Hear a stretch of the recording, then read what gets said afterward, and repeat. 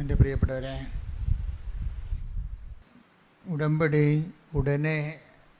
ഉടമ്പടിയുടെ വിഷയത്തിൻ്റെ മേൽ ദൈവീകമായ ഇടപെടലുണ്ടാകാൻ പണ്ട് ഞാൻ നിങ്ങൾക്ക് ഒരു ഷോർട്ട് കട്ട് പറഞ്ഞു തന്നിട്ടുണ്ട്, ഒരു കുറുക്ക് വഴി. എന്താണ്?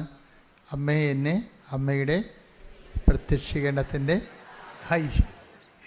എല്ലാവരും കാണാൻ പിടിച്ചിരിക്കല്ലേ? Thank you. ഇതുപോലെ ഈ ദിവസങ്ങളിൽ ധ്യാനത്തിൽ എൻ്റെ മനസ്സിൽ വന്നൊരു സംഭവമാണ്. അമ്മ എന്നെ സുവിശേഷത്തിൻ്റെ സാക്ഷിയാക്കണമേ. സിമ്പിളാണ്, ഇത്രയേ ഉള്ളൂ കാര്യമാണ്.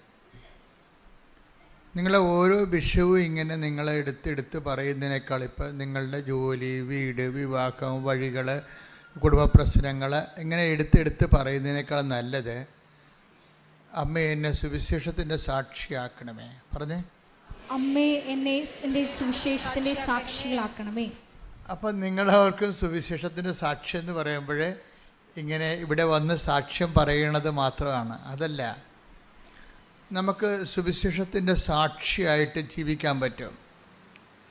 നമ്മുടെ ജീവിതത്തിൽ ദൈവ അനുഭവങ്ങൾക്ക് സാക്ഷ്യം വഹിക്കാൻ പറ്റും. ദൈവവചനത്തിന് വിധേയപ്പെട്ടുകൊണ്ട് സുവിശേഷവിഹിതമായ സമീപനത്തോടെ നമ്മൾക്ക് എല്ലാ വിഷയങ്ങൾക്കും സുവിശേഷവിഹിതമായ സുവിശേഷത്തിൻ്റെ ആന്തരിക അർത്ഥം ആവഹിച്ചുകൊണ്ട് നമുക്കൊരു വിശ്വാസ സമീപനമുണ്ട്. അത് നമ്മുടെ പെരുമാറ്റത്തിലൂടെയാണ് വരുന്നത്. പെരുമാറ്റത്തിലൂടെ നമുക്ക് സുവിശേഷത്തിൻ്റെ സാക്ഷിയാകാൻ പറ്റും. പെരുമാറ്റത്തിലൂടെ ഏറ്റവും നല്ലതുകൊണ്ട് ഇപ്പം നമ്മൾ മരിയോളജി അല്ലെങ്കിൽ മാതാവിൻ്റെ പ്രത്യക്ഷീകരണത്തെക്കുറിച്ച് മാതാവിനെക്കുറിച്ചൊക്കെ പഠിക്കുമ്പോൾ മാതാവ് പരിശുദ്ധ അമ്മ സുവിശേഷത്തിൻ്റെ പെരുമാറ്റ സാക്ഷിയാണ്. ഈ ദിവസങ്ങളിൽ എന്നെ ഞാൻ ധ്യാനിച്ചൊരു വിഷയമാണ് പെരുമാറ്റ സാക്ഷി.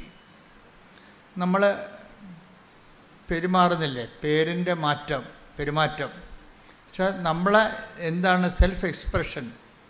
നമ്മളിപ്പോൾ ജോസഫച്ചൻ്റെ പേരിൻ്റെ മാറ്റം, അത് ദേഷ്യക്കാരനാണെങ്കിൽ ദേഷ്യമാണ് മാറണത് ശരിക്കും ഇല്ലേ? അപ്പം ഞാൻ ഇനി ദേഷ്യമായിട്ട് ഫൈറ്റ് ചെയ്യേണ്ടി വരും സുവിശേഷവിഹിതമായിട്ട്. വല്ല അസൂയ, പരദൂഷണമോ, പകയോ, ചതിയോ, മുൻകോപമോ, കലക്കമോ, ഭിന്നതയോ ആണ് എൻ്റെ പെരുമാറ്റത്തിലുണ്ടെങ്കിൽ അതും പെരുമാറുമ്പോൾ ആ പേരിൻ്റെ കൂടെയുള്ള മാറ്റത്തിൽ അതാണ് വരേണ്ടത്, പ്രതിഫലിക്കുന്നത്. സെൽഫ് എക്സ്പ്രഷൻസ് എന്ന് വരും.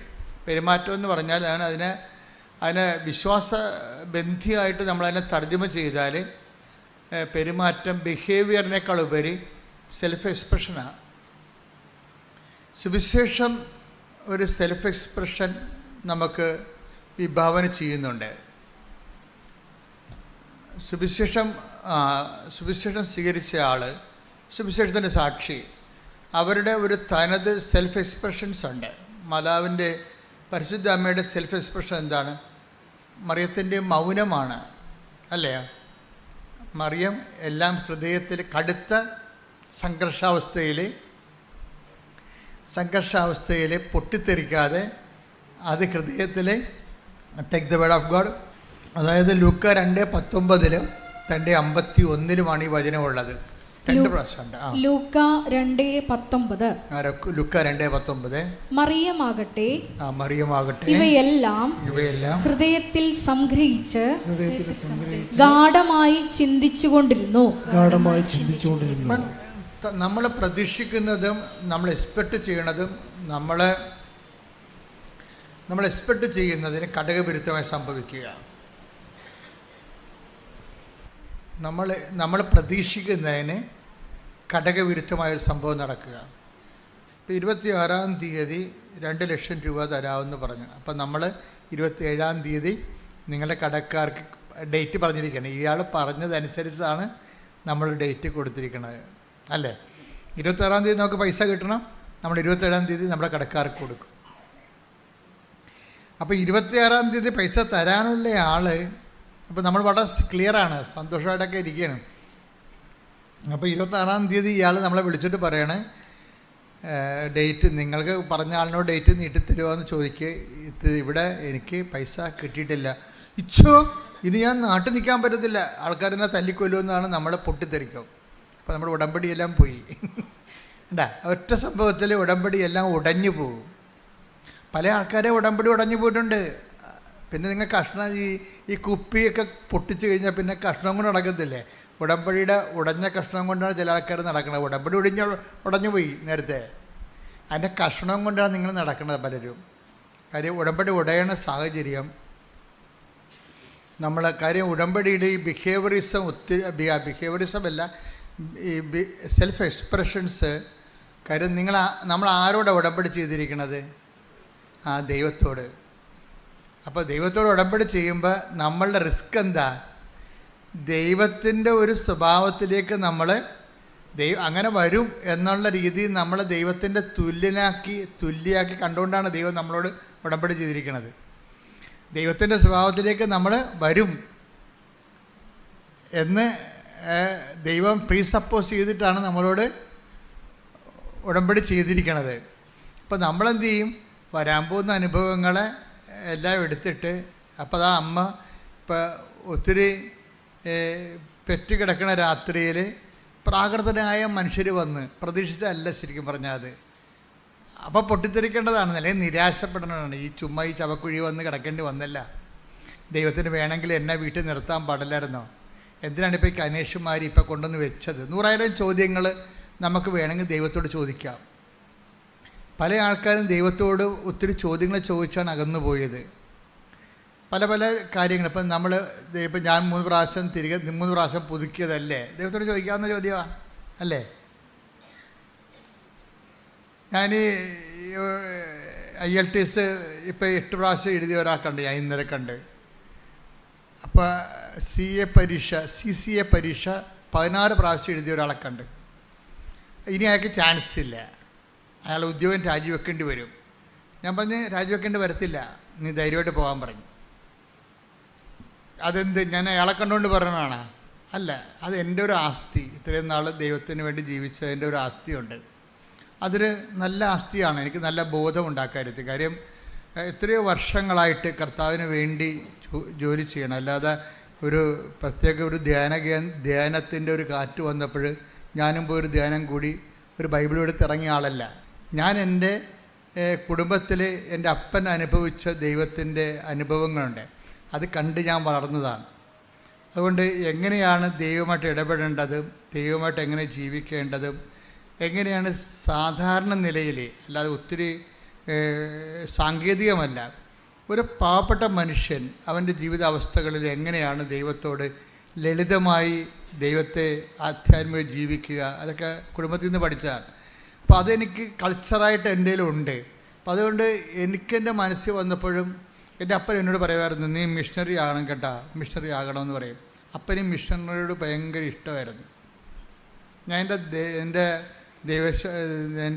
ജീവിതത്തിൽ എഴുതി വെച്ചിട്ടുണ്ട് മിഷണറി. അപ്പോൾ അപ്പൻ പക്ഷേ എന്നെ മിഷണറി ആക്കാൻ ദൈവത്തിന് അത്രയ്ക്ക് താല്പര്യമില്ല. അതുകൊണ്ട് അപ്പൻ മരിച്ചു കഴിഞ്ഞാൽ ഞാൻ സെമിനാരി ചേരണത്. അപ്പം ഞാൻ ഇടവക വൈദികനായിട്ടാണ് ചേർന്നതെങ്കിലും എൻ്റെ മനസ്സിലുണ്ട്, ഞാൻ പഠിച്ചത് കാലങ്ങളിലെല്ലാം മിഷനെക്കുറിച്ചാണ് കേട്ടിരിക്കുന്നത്. ഞാൻ 6ാം ക്ലാസ്സിൽ പഠിക്കുമ്പോൾ ഇവിടുന്ന് ഇപ്പോഴും അങ്ങനത്തെ ജീവിച്ചിരിപ്പുണ്ട്. മരിയാനേശ്വരം വെച്ചിട്ടുണ്ടായിരുന്നു. അദ്ദേഹം ഇപ്പോഴും ജീവിച്ചിരിപ്പുണ്ട്. പ്രായം വലിയ കുഴപ്പമില്ലാതിരിപ്പുണ്ട്, ഇപ്പോഴും പ്രായമായി. അപ്പം അദ്ദേഹം വന്ന് ബോർഡിലിങ്ങനെ എഴുതും, ലോകം, അതായത് നിങ്ങൾ ലോകം മുഴുവനും പോയി എല്ലാ സൃഷ്ടികളോടും സുവിശേഷം പ്രസംഗിക്കുകയും. അതുതന്നെയാണ് യേശുദാസ് അച്ഛനും അങ്ങനെ ഒരു അച്ഛനും മരിച്ചുപോയി. അന്ന് എൻ്റെ 8ാം ക്ലാസ്സിൽ വന്ന് ബോർഡ് എഴുതിയിടും, ഒരു ക്ലാസ് മിഷണറീസിൻ്റെതാണ്. അപ്പോൾ അന്നേ ഞാൻ എൻ്റെ തീരുമാനിച്ച് മിഷനാണ് ഏറ്റവും വലുതെന്ന്. മിഷൻ, ഞാനിപ്പോഴും നിങ്ങളോട് മിഷനെക്കുറിച്ചല്ലേ പറയണത്. നമ്മളിവിടെ വരെ എത്തിയതും മാതാവ്, ഞാൻ ഒരു മിഷണറി അല്ലായിരുന്നെങ്കിൽ മാതാവ് പ്രത്യക്ഷപ്പെടേണ്ട ഒരു കാര്യമില്ല. ഞാൻ മിഷണറി ആയതുകൊണ്ടാണ് പ്രത്യക്ഷപ്പെട്ടത്. നിങ്ങളുമൊക്കെ മിഷണറി അല്ലേ? ഇപ്പോൾ കൃപാസനം പത്രത്തെക്കുറിച്ചല്ലേ ഇപ്പോൾ ഏറ്റവും കൂടുതൽ സാക്ഷ്യങ്ങൾ വരണത്. പത്രം വിതരണം ചെയ്യുമ്പോഴും അത് ആൾക്കാരിപ്പോൾ വിശദീകരിച്ചല്ലേ കൊടുക്കണത്. അവരുടെ അനുഭവങ്ങൾ കൃപാസനം പത്രത്തിൽ അവർക്ക് കിട്ടിയ മറിയൻ അനുഭവങ്ങൾ പറഞ്ഞിട്ടാണ് അവർ പത്രം കൈമാറുന്നത്. നിന്ന് പറയണവരൊക്കെ ഉണ്ട്, വഴി പിടിച്ചു നിർത്തി പറയുന്ന ആൾക്കാരൊക്കെ ഉണ്ട്. അപ്പോൾ അങ്ങനെ പറഞ്ഞ് അവർ മിഷണറിമാരായി. അവരിലൂടെ എത്ര പേരാണ് നിങ്ങളിലൂടെ കഴിഞ്ഞ ദിവസം പറഞ്ഞ് ഞാനൊരു 100 പേരെ കൊണ്ട് ഉടമ്പടി എടുപ്പിച്ചിട്ടുണ്ട്. സാക്ഷി പറഞ്ഞാണ്, ഞാനൊരു 100 പേരെ കൊണ്ട് ഉടമ്പടി എടുപ്പിച്ചിട്ടുണ്ടെന്ന്. അപ്പോൾ 100 ആത്മാക്കളുമായിട്ട് അവർക്ക് ദൈവദർശന ആസ്തിയായി. നമ്മുടെ ആസ്തി എന്ന് പറയണത് എത്ര പേരെ ദൈവത്തിന് വേണ്ടി നമ്മൾ നേടി, അതാണ് നമ്മുടെ ശരിക്കും പറഞ്ഞാൽ ദൈവം അംഗീകരിക്കണ സാക്ഷ്യം. നിങ്ങൾ പറയണത് ദൈവത്തെ കൊണ്ട് എന്ത് നേടിയെന്നല്ലേ നിങ്ങൾ പല ആൾക്കാരും പറയണത്. അത് പറയേണ്ടെന്നല്ല ഞാൻ പറയണത്. പക്ഷേ ദൈവത്തിന് പ്രയോജനമുള്ളത് ദൈവത്തെ എത്ര പേര് ദൈവത്തിന് വേണ്ടി നമ്മൾ നേടിയെന്നാണ്. അത് ഭയങ്കരമായൊരു സംഭവമാണ്. ഇപ്പം ദൈവത്തിന് വേണ്ടി നേടി എങ്കിൽ ഇപ്പം നിങ്ങളുടെ മക്കൾ നിങ്ങൾ പറയണത് അനുസരിക്കണില്ലെന്ന് വിചാരിച്ചോ, നിങ്ങൾ സങ്കടപ്പെടരുത്. കാര്യം പലരും എന്നോട് പറഞ്ഞിട്ടുണ്ട്, എൻ്റെ അച്ഛ അമ്മ ജീവിച്ചിരുന്ന കാലത്ത് അമ്മയുമായിട്ട് ഗുസ്തിയായിരുന്നു, പക്ഷേ അമ്മ ചെയ്യണതെല്ലാം ശരിയാണെന്ന് എനിക്കറിയാമായിരുന്നെന്ന്. അതവർ കണ്ണ് നിറഞ്ഞുകൊണ്ടാണ്. അപ്പോൾ നിങ്ങൾ മരിച്ച് 10-12 കൊല്ലം കഴിഞ്ഞിട്ടായിരിക്കും എന്നെപ്പോലുള്ള ആൾക്കാരെ കാണുമ്പോൾ അവർ പറയണത്, അമ്മ ചെയ്യണതെല്ലാം ശരിയാണെന്ന് എനിക്കറിയാമായിരുന്നു, അമ്മ അത്രയ്ക്ക് തങ്കപ്പെട്ട സ്ത്രീയായിരുന്നു. പക്ഷേ നിങ്ങൾ ജീവിച്ചിരിക്കുന്ന കാലത്ത് ഒരിക്കലും നിങ്ങളോട് അവരത് പറയത്തില്ല. നിങ്ങൾ ജീവിക്കുന്ന കാലത്ത് അവർക്ക് താല്പര്യങ്ങൾ വേറെ ആരും നിങ്ങളവിടെ ഗുസ്തി വെക്കുകയുള്ളൂ. അപ്പോൾ ഗുസ്തി വെക്കുമ്പോഴും എൻ്റെ മകൻ വഴി പിഴച്ച് പോയില്ല എന്നൊന്നും നിങ്ങൾ ചിന്തിക്കരുത്. അവൻ്റെ മനസ്സ് നിങ്ങളുണ്ട്. നന്മകൾ ഒരിക്കലും താനേ കെട്ടുപോകത്തില്ല. അതായത് അവരുടെ മനസ്സ് നിങ്ങൾ തോറ്റു, എൻ്റെ മകളെ വിശുദ്ധിയിലേക്ക് നയിക്കാൻ ഞാൻ തോറ്റുപോയി എന്ന് നിങ്ങൾ പറയരുത്. കാരണം അവളുടെ പ്രായത്തിൻ്റെത് കൊണ്ടും പിന്നെ കൂട്ടുകാരുടെ സമ്മർദ്ദം കൊണ്ടും പെട്ടെന്ന് ഇങ്ങനെ ഒരു തീരുമാനമൊക്കെ ഉണ്ടായതാൽ നിങ്ങളെ നിഷേധിച്ചല്ലത്, നിങ്ങളുടെ ആ മനസ്സിൽ. അപ്പോഴും നിങ്ങൾ നിങ്ങളെ ചാടിത്തുള്ളി അവിടെ കടുത്തേക്ക് കയറാൻ ഒന്നും പോയിട്ട് കാര്യമില്ല. ശാന്തമായി സൗമ്യമായി പ്രാർത്ഥിക്കുക. ഈ സൗമ്യത എന്ന് പറയുന്നത് ഒരു സാക്ഷ്യമാണ്. എനിക്ക് ഭയങ്കര പാടാണ് സൗമ്യത. ഞാൻ പിന്നെ കുറേ പാടും. കാര്യം ഞാൻ ബേസിക്കായിട്ട് ആദ്യം പോലും ഇങ്ങനെ പെട്ടെന്ന് ചൂടാകുന്ന ആളായ കാരണം അതെനിക്കറിയാം. അതുകൊണ്ട് എന്താ സംഭവിക്കണമെന്ന് വെച്ച് കഴിഞ്ഞാൽ എൻ്റെ ചൂട് 2 മിനിറ്റേ നിൽക്കത്തുള്ളൂ. നിങ്ങളത് ഞാൻ ചൂടാകണ പാർട്ടിയാണ്, പക്ഷേ എൻ്റെ ചൂട് 2 മിനിറ്റ് അല്ലെ 3 മിനിറ്റ്. ഇപ്പോൾ ഇവിടെ എൻ്റെ സ്റ്റാഫ് കണ്ടില്ല, 30 കൊല്ലം 20 കൊല്ലം ഒക്കെ ഉള്ള ആൾക്കാരുടെ കൂടെ നിൽക്കണില്ലേ. ഞാൻ മോശക്കാരനാണെങ്കിൽ അവർ നിൽക്കത്തില്ല. അപ്പം അവർക്ക് എൻ്റെ സ്വഭാവം പിടികിട്ടി. ചുമ്മാ 5 മിനിറ്റ് അഭ്യാസമേ ഉള്ളൂ. അത് കഴിയുമ്പോൾ അച്ഛൻ ഓക്കെ ആവുമെന്ന്, അച്ഛൻ പിന്നെ ചേർത്ത് പിടിക്കുമെന്ന് അവർക്കറിയാം. അതിൻ്റെ വീട്ടിലും അങ്ങനെയല്ല നമ്മൾ ചെയ്യണത്. മക്കളോട് ചൂടാവും, പക്ഷേ എന്നാലും കുറച്ച് കഴിയുമ്പോൾ നമ്മൾ തന്നെ ചേർത്ത് പിടിക്കും. ഇപ്പം എന്ന് വെച്ചാൽ സൗമ്യത ഒരു ഭയങ്കരമായ സുവിശേഷ സാക്ഷ്യമാണ്. ഇപ്പം നിങ്ങളീ പറയണ സാക്ഷ്യത്തിൻ്റെ കൂടെ തന്നെ ഇപ്പോൾ മോസസിനെ എന്തുകൊണ്ടാണ് ലീഡറാക്കിയത്? ഒരു പ്രേക്ഷിതനാണ്. മോസസ് ഒരു ശക്തനായ പ്രേക്ഷിതനല്ലേ? എന്തുകൊണ്ടാണ്? ഈ സൗമ്യത കൊണ്ടാണ്. സൗമ്യത എന്ന് വെച്ചാൽ ഭയങ്കരമായ ഇപ്പം എന്താണ് സൗമ്യത എന്ന് പറയണത്? ഇപ്പം 12 എടുത്ത മോളെ, സംഖ്യ 12:3. മോശ. സംഖ്യ 12:3. പറഞ്ഞ മക്കളെ, മോശ ഭൂമുഖത്തുള്ള എല്ലാ മനുഷ്യരിലും വെച്ച് സൗമ്യനായിരുന്നു. ഞാൻ എപ്പോഴും എൻ്റെ മനസ്സിന് ആകർഷിച്ചിട്ടുള്ള വചനമാണിത്. മോശ ഭൂമുഖത്തുള്ള എല്ലാ മനുഷ്യരിലും വെച്ച് സൗമ്യനായിരുന്നു. സൗമ്യത എന്ന് പറഞ്ഞാൽ എന്താണ്? അതിന് കുറേ കണ്ടൻ്റ് ഉണ്ട്. ഞാൻ നിങ്ങളോട് നേരത്തെ പറഞ്ഞിട്ടുണ്ട്. അതിൻ്റെ ബേസിക് കണ്ടൻറ്റ്, ഇപ്പോൾ കേക്കിൻ്റെ ബേസിക് കണ്ടൻറ്റ് എന്താണ്? കേക്ക്, ഹൽവ, ബേസിക് കണ്ടൻറ്റ് മൈദ എന്തോ ആണല്ലേ? അതാണ് ബേസിക് കണ്ടൻറ്റ്. പിന്നെ നിങ്ങൾ അതിൻ്റെ അകത്ത് പല കാര്യങ്ങളൊക്കെ ചേർക്കും, ഇൻഗ്രീഡിയൻസ് ഒക്കെ ചേർക്കും. പാല് ചേർക്കും ചിലർ ഹൽവയിൽ, ചിലർ ഇതുപോലെയുള്ള സ്ട്രോബെറി പോലെയുള്ള ഫ്ലേവർ ചേർക്കും. അങ്ങനെ പല പല സംഭവങ്ങൾ ചേർക്കുമെങ്കിലും ബേസിക്കായിട്ട് ഈ സംഭവം മൈദ. അത് എന്ന് പറഞ്ഞ പോലെ ഈ സൗമ്യതയുടെ ബേസിക് കണ്ടൻറ്റ് സ്നേഹമാണ്. ഉടമ്പടിക്കാലം ഉടമ്പടി തന്നെ നിലനിൽക്കുന്നത് അടിസ്ഥാനപ്പെടുത്തിയിരിക്കുന്നത് ദൈവത്തിൻ്റെ സ്നേഹത്തിലാണ്. അപ്പോൾ തന്നെ ഉടമ്പടി എടുക്കുന്നവർ അന്ന് മുതൽ ദൈവത്തിൻ്റെ സ്നേഹത്തിൻ്റെ സാക്ഷികളാണ്. ഉറപ്പല്ലേ? നിൻ്റെ ഭർത്താവിന് സംശയമുണ്ടാകാം, ഭാര്യയ്ക്ക് തോന്നിവാസ ജീവിതം ഉണ്ടാകാം. പക്ഷേ when we come to the covenant, പിന്നെ നീ കാണിക്കേണ്ട അടിസ്ഥാന പെരുമാറ്റക്രമങ്ങളുണ്ട്. അതിലൊന്നെന്താണ്? സ്നേഹമാണ്. സ്നേഹം. പ്രാർത്ഥിക്കുക. കർത്താവേ, എന്നെ അങ്ങ് അങ്ങയുടെ സ്നേഹത്തിന്റെ സാക്ഷിയാക്കണമേ. എപ്പോഴും ആധ്യാത്മിക ജീവിതം പുരോഗമിക്കുന്നത് കുഞ്ഞു പ്രാർത്ഥനകളിലൂടെയാണ്. അതിന് സഭയിൽ സുഹൃത്ത് ജപം എന്ന് പറയും. സുഹൃത്ത് ജപം ഇപ്പോൾ ആർക്കും അറിയത്തില്ലത്. പഴയ വടക്കമാസ പുസ്തകത്തിലുണ്ട് സുഹൃത്ത് ജപം. കുഞ്ഞു പ്രാർത്ഥനകൾ എത്രയും ഇപ്പോൾ എൻ്റെ അമ്മേ, ഇപ്പം എൻ്റെ അമ്മേ, എൻ്റെ ആശ്രയമേ, അത്രയേ ഉള്ളൂ. വെനാട് പുണ്യാളൻ്റെ സുഹൃത്ത് ജപം അത്രയേ ഉള്ളൂ. എന്താണ്? എൻ്റെ അമ്മേ, എൻ്റെ ആശ്രയമേ. തീർന്നു. അതിനകത്ത് അതിനേക്കാൾ വലിയ പ്രാർത്ഥന എന്തുണ്ട്? എൻ്റെ അമ്മേ, എൻ്റെ ആശ്രയമേ. തീർന്നു. ചില സമയത്ത് നമുക്ക് ഒത്തിരി വാക്ക് ഉപയോഗിക്കാൻ പറ്റത്തില്ലേ? ഇപ്പോൾ കൊച്ചിനെ പട്ടി കടിച്ച് അവനെ ആശുപത്രിയിൽ കൊണ്ടുവന്നപ്പോൾ എടുത്തില്ലെന്ന് പറയുമ്പോൾ അതിപ്പോൾ എപ്പട്ടിയാണെന്ന് കേൾക്കുമ്പോൾ നമുക്ക് പ്രാർത്ഥിക്കാനുള്ള പ്രാർത്ഥനയാണ്. എൻ്റെ അമ്മേ, ആശ്രയം പോയി, വൈദ്യശാസ്ത്രത്തിന് ആശ്രയം പോയി, ജില്ലാ ആശുപത്രിയിൽ കൊണ്ടുവന്നിട്ട് എടുത്തില്ല കൊച്ചിനെ മെഡിക്കൽ കോളേജിൽ കൊണ്ടുപോകാൻ പറഞ്ഞിരിക്കുകയാണ്. വൈദ്യശാസ്ത്രത്തിൽ നമുക്ക് ആശ്രയിക്കാൻ പറ്റത്തില്ല. പിന്നെ എന്താണ്? എൻ്റെ അമ്മേ, എൻ്റെ. പരീക്ഷയ്ക്ക് റിസൾട്ട് നോക്കുമ്പോൾ, കമ്പ്യൂട്ടർ റിസൾട്ട് നോക്കുമ്പോഴും നിങ്ങൾ തോറ്റൊന്ന് കണ്ടു കഴിഞ്ഞാൽ അയ്യോ എന്ന് പറഞ്ഞ് ബോധം കണ്ടു വിടേണ്ട. എൻ്റെ അമ്മേ, എൻ്റെ ആശ്രയമേ. എന്താ കാര്യം? എൻ്റെ സ്വന്തം കഴിവിലുള്ള എൻ്റെ ആശ്രയം ഞാൻ രാജിവെക്കുന്നു. ഇനി ഇത് വർക്ക് ചെയ്യണത് നോട്ട് ബൈ മെറിറ്റിലായിരിക്കും. എൻ്റെ മക്കളെ, ഇതിനകത്ത് എന്താ വിഷയം എന്ന് പറയുക, ഇപ്പോൾ ഒരു മെറിറ്റ് പോയെന്ന് വച്ച് കഴിഞ്ഞാൽ അപ്പം നിങ്ങളെപ്പോഴും അങ്കലാപ്പം, ഞാനായാലും നിങ്ങളായാലും. അപ്പം നമ്മൾ തോക്കുക, ജയിക്കുക, അങ്ങനെ ജയിച്ചും തോറ്റുമൊക്കെയാണ് നമ്മൾ ഇവിടെ എത്തിയത്, അല്ലേ? ജയിച്ചും തോറ്റുമൊക്കെയാണ് എത്തിയത്. അപ്പം തോക്കുക എന്ന് പറഞ്ഞ ഒരു കാര്യം, തോക്കുക എന്ന് പറഞ്ഞതിൻ്റെ അർത്ഥം എന്ന് വെച്ച് കഴിഞ്ഞാൽ നമ്മളുടെ കഴിവ് അവിടെ പരാജയപ്പെട്ടെന്നല്ലേ? അത് സുവിശേഷമല്ലേ? എന്താണ്? നമ്മുടെ കഴിവ് പോയാൽ പിന്നെ എന്താണ്? നോട്ട് ബൈ മെറിറ്റ് എന്നല്ല എൻ്റെ അർത്ഥം, ബട്ട് ബൈ ഗ്രേസ്. അത് നമ്മൾ തോറ്റു എന്ന് വെച്ചാൽ അതിൻ്റെ അർത്ഥം എന്താണ്? നിങ്ങൾ സന്തോഷിക്കണം. എന്താണ്? ഇനി എൻ്റെ കഴിവ് കൊണ്ട് ഇത് നടക്കത്തില്ല. ഇനി ആരാണ്? പക്ഷേ നിങ്ങളൊരു നിരീശ്വരവാദിയാണെങ്കിൽ നിങ്ങളുടെ ജീവിതം അവിടെ ഫുൾ സ്റ്റോപ്പാകും. നിങ്ങൾ ഈശ്വരവിശ്വാസിയായുള്ള ഗുണം എന്താണ്? നിങ്ങളുടെ മെറിറ്റ് തീർന്നാൽ ഇനി കർത്താവിൻ്റെ ഊഴമാണ്. Not by merit but by grace. ഇനി ഗ്രേസ് വരേണ്ട കാലമാണ്. അത്രയേ ഉള്ളൂ. അപ്പോൾ നിങ്ങൾ 2 പ്രാവശ്യം തോറ്റു കഴിഞ്ഞാൽ അതിൻ്റെ അർത്ഥം എന്താണ്?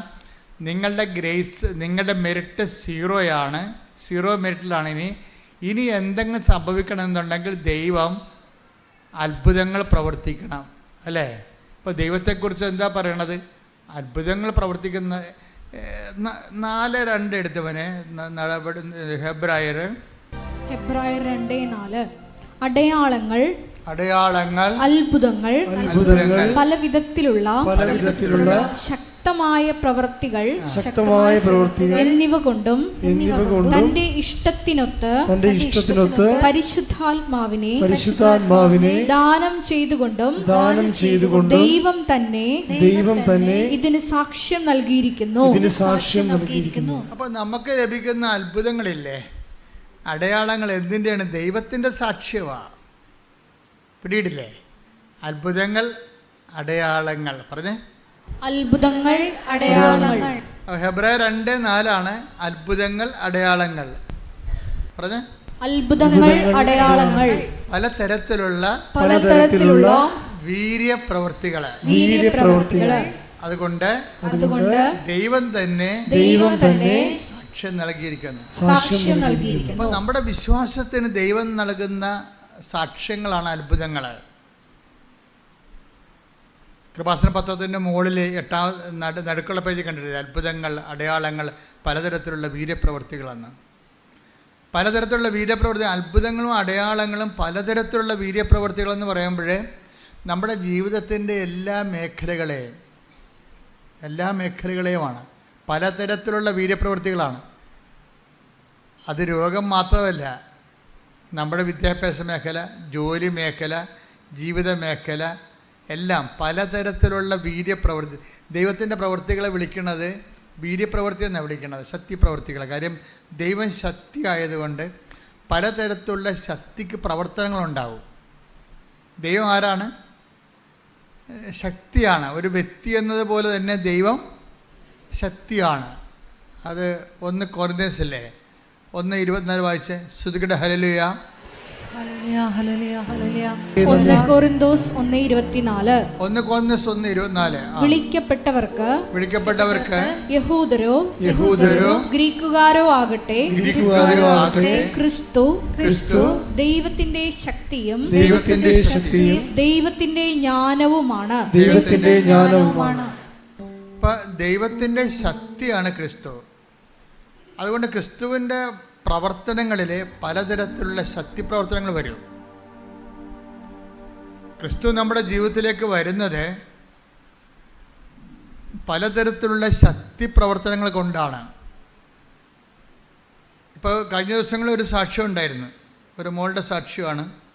അപ്പോൾ അവൾ 150 മാർക്ക് ആണ് ജയിക്കാൻ വേണ്ടത്. അപ്പോൾ അവൾ പല പ്രാവശ്യം തോറ്റു. അപ്പോൾ അവളുടെ അമ്മ പറഞ്ഞു, അടുത്ത പരീക്ഷയ്ക്ക് നിനക്ക് കിട്ടാൻ പോണ മാർക്ക് 170.